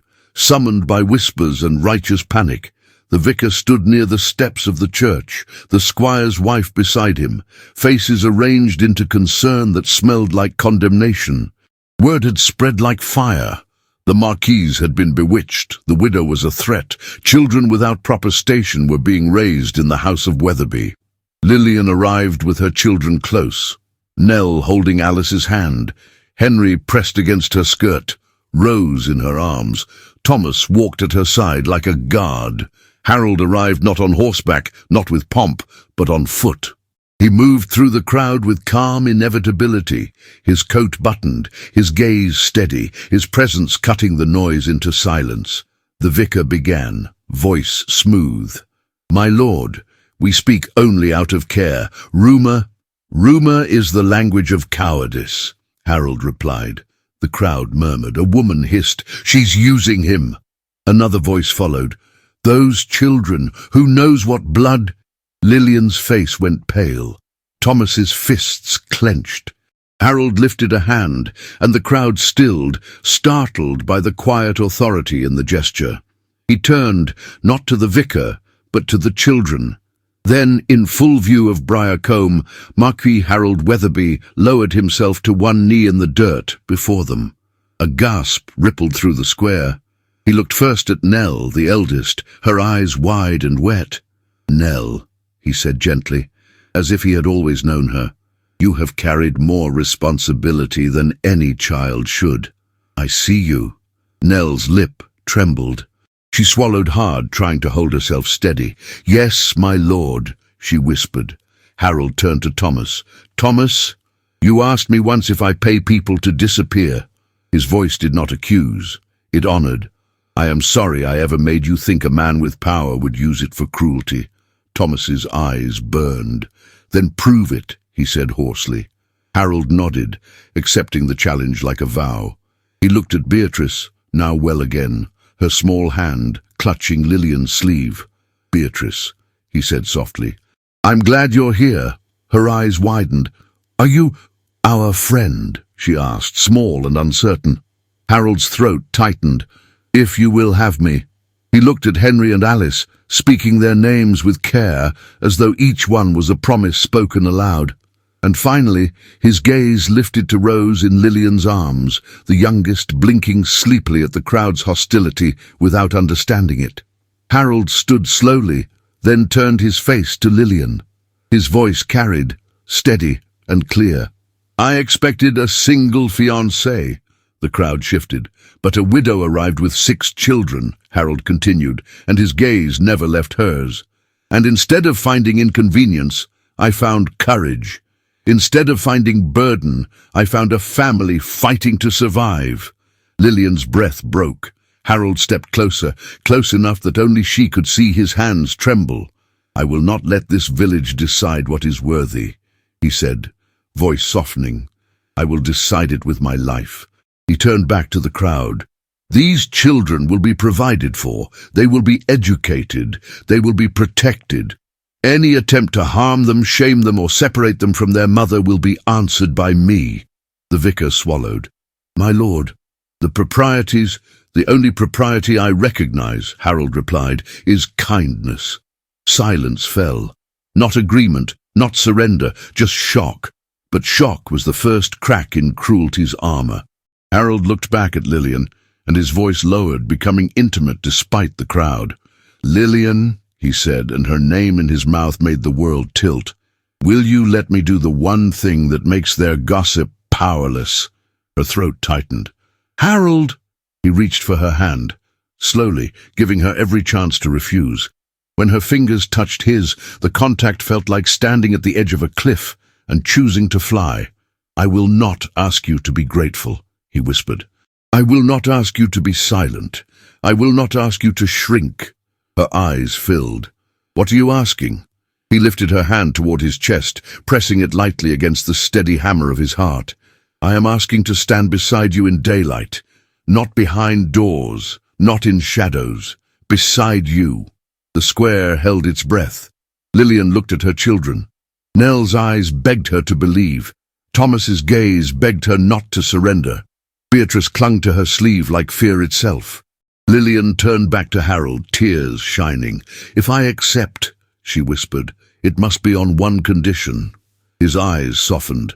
"Name it." Her voice steadied with the strength that had carried her this far. "My children will never be treated as leverage. Not by your family, not by society, not by you. We will not live as a debt." Harold's gaze burned with sincerity. "Never," she swallowed, trembling. "And I will not be your ornament. I will not be hidden." He leaned closer, so only she could hear. "You will be my home." A sob rose in her chest, and she did not fight it. She nodded once, small, trembling, but unmistakable. Harold exhaled as though he had been drowning and finally reached air. He lifted her hand, and with a reverence that felt like prayer, pressed his lips to her knuckles. Brief, chaste, devastating. The crowd did not cheer. Some looked away, some whispered, but something had shifted. The Marquis had not been shamed. He had chosen. Days later, in a quiet room lit by morning sun and firelight, Harold signed the documents that mattered, settlements and trusts and guardianship terms crafted to withstand Lady Augusta's schemes. Lillian watched, her hands clasped tightly, her heart still unsure how to trust anything that seemed too good. When he finished, he set down the pen and turned to her. "It's done," he said softly. "No one can take them." Lillian covered her mouth with trembling fingers. "Harold!" He crossed the room and stopped before her, careful, as if sudden movement might shatter her resolve. "I meant what I said," he murmured. "I love you." Her eyes glistened. "And I am terrified of that." He nodded, understanding. "Then be terrified, but don't be alone." She lifted her hand, hesitated, then rested her fingertips against his cheek, just as she had once done, in fear. This time, she did it in surrender. "I cannot promise the world won't hurt us," she whispered. "I can," he said, leaning into her touch. "Promise I won't." Her voice broke on the truth she had fought for too long. "Then I will try," she whispered. "Not because I need saving, because I choose you." Harold closed his eyes for a moment, as though the words were too sacred to hold. Then he took her hand and pressed it to his lips again, slower this time, his breath warm against her skin. Outside, the estate carried on, servants moving, fires tended, children laughing in the corridor, as if joy itself had become ordinary. The house that once held only silence learned a new rhythm, not perfection, but life. And when Lillian later stepped into the doorway with all 6 children gathered around her, Harold stood beside her, no longer by walls, no longer hiding his heart. He looked down at them with a softness that did not belong to titles. Wetherby House, at last, learned to breathe. Briarcombe, spring of 1831. The first sunlight of the season spread over the hills like a benediction, touching the orchard trees with soft gold. Their branches trembled with new blossoms, and the air smelled of rain, earth, and the faint sweetness of apples not yet born. From the upper terrace of Wetherby House, laughter drifted down, the bright, unguarded laughter of children chasing one another through the grass. Their voices echoed against the stone walls that once carried only silence. Lillian stood in the garden, the morning breeze lifting a strand of silver from her hair. She wore a pale blue gown, simple but elegant, the fabric faded by years of sun and use. Her hands rested lightly on the edge of the marble balustrade as she watched the scene below. Nell, grown tall and graceful, calling after little Clara, whose curls gleamed like her father's in the light. Thomas, now 16, half man, half boy, pretending not to care while secretly ensuring his younger brothers didn't fall into the pond. and beside them, Beatrice and Henry, racing with the energy of youth unburdened by fear. Behind them, in the shade of the chestnut trees, stood Harold, older, his once dark hair streaked with grey at the temples, his posture less rigid but no less noble. His hands were clasped behind his back as he watched their family with quiet satisfaction. The years had softened him, not into weakness but into peace. His eyes, once haunted by restraint, now held a light that no storm could extinguish. Lillian turned at the sound of his footsteps. "You're up early," she said with a smile. "I could say the same of you," Harold replied, coming to stand beside her, "though I suspect your reason involves a certain 6-year-old climbing the plum tree again." She laughed softly. "You've trained them all too well. Even Clara thinks she's invincible." He reached out and brushed a speck of blossom from her shoulder. The gesture was simple, domestic, and yet there was still that trace of reverence, the quiet awe of a man who had never stopped being grateful. 9 years had passed since the morning the world tried to divide them. 9 years since they chose to build something that defied convention and rumor alike. The village, scandalized at first, had eventually grown used to the idea that love could outlast disapproval. In time, their story became less a subject of gossip and more a kind of local legend, a tale whispered over firesides of the Marquis who married a widow for love and the woman who taught an old house to breathe again. The change had not come easily. There were seasons when the harvest failed and tongues wagged anew, when invitations from London stopped arriving and doors once open closed without apology. But Harold never faltered. He refused every demand that they live divided, her in shadows, him in duty. Together they faced whispers and winters alike, and time, steady and merciful, did what time always does. It made the extraordinary seem ordinary. Now their names were spoken with respect, sometimes even with affection. Lillian became the heart of Briarcombe, overseeing the school she founded for tenant children, hosting gatherings where the poorest and the proudest shared bread at the same table. Her intelligence and warmth drew people more effectively than any title could. Harold's reforms, once derided as reckless, became the quiet model for other estates. He sold land to farmers, opened apprenticeships for the sons of labourers, and insisted on fair wages long before others dared. Some said he had lost his sense of aristocracy. Others whispered that he had finally found his soul. Lady Augusta had not survived long enough to see the peace she tried to prevent.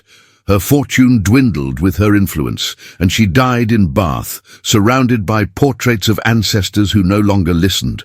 Harold had paid her debts quietly, not out of obligation, but to end the story with mercy instead of vengeance. The children, each in their way, carried traces of both their parents. Nell now helped Lillian at the school, her composure calm and assured. Thomas, apprenticed to a carpenter in Bristol, had inherited his mother's steadiness and his father's quiet intensity. Beatrice sketched in notebooks she never showed anyone.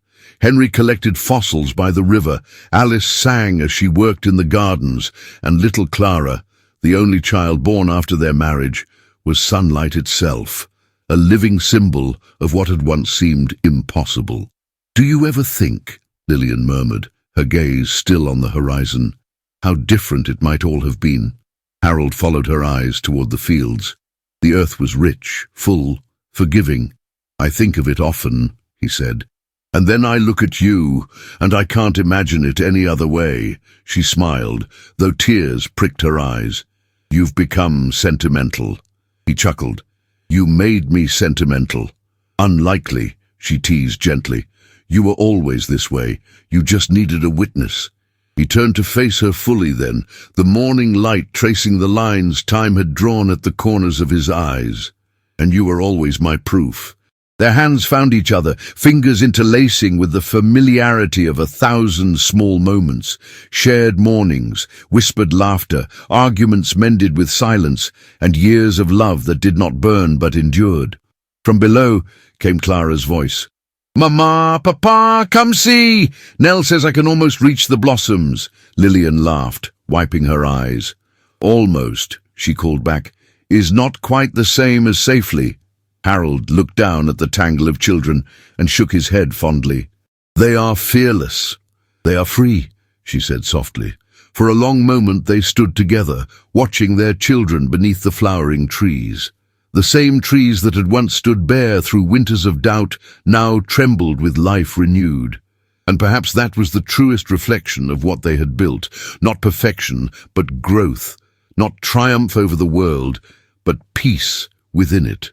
Later that afternoon, when the sun began to set and the hills blushed gold, Lillian walked alone to the lake. The same lake where Harold had once confessed what neither dared to name. The water was calm now, glassy, mirroring sky and trees without distortion. She sat on the bank, her hands resting on her knees, and felt the familiar ache of memory. Soft, no longer sharp. Harold found her there as he always did. He sat beside her without a word, his shoulder brushing hers. For a while, they said nothing. Finally, Lillian spoke. "Do you remember that night?" He smiled faintly. "I remember every heartbeat of it." "You told me the lake holds memory," she said, "that every reflection shows what has been." He looked out over the water. "And what do you see now?" She turned to him, her eyes shining in the fading light. "A life that should never have been possible. And yet, here it is." Harold reached for her hand, and they watched their reflections ripple together, the surface trembling in the breeze. Two figures, older, yes, but still bound by something the years could not thin. As the last of the light melted into the water, he whispered, "If love can endure this long, perhaps it was never defiance. Perhaps it was destiny." Lillian leaned her head gently against his shoulder, her smile small and luminous. "Then let it be destiny," she said. Above them, the first stars appeared, faint and patient, as if the heavens themselves were listening. The lake held their reflection until the night deepened, until all that remained was the sound of wind through blossoming branches and the quiet pulse of a love that had learned not to burn, but to last. Love, at its truest, is not born of perfection, it is born of persistence. Lillian and Harold taught us that the heart's greatest courage is not in defying society, but in choosing tenderness when the world offers only judgment. Their story reminds us that family is not defined by blood or title, but by the quiet, steadfast choice to stand beside one another, again and again, even when the wind turns cold. If this tale touched you, if you felt the warmth of Wetherby House or saw yourself in the courage of a woman who refused to surrender her dignity, I invite you to share what moved you most in the comments. And if you made it all the way to this final moment, write the word "breathe" below, because that is what this story truly is about. How love, forgiveness, and courage can teach even a wounded house and a weary heart to breathe again. If you wish to help us continue bringing these timeless romances to life, you can send us super thanks on YouTube of any amount that feels right to you. Every gesture, no matter how small, helps our creative team keep crafting these stories with heart and care. And if you can't contribute that way, sharing this story with a friend who loves historical romance is another beautiful way to help it reach more hearts. Thank you for watching, for feeling, for believing in love that endures. Stay a little longer with us. There are more stories waiting for you in the cards above, each one carrying the same promise, that love, when it's true, can outlast time itself.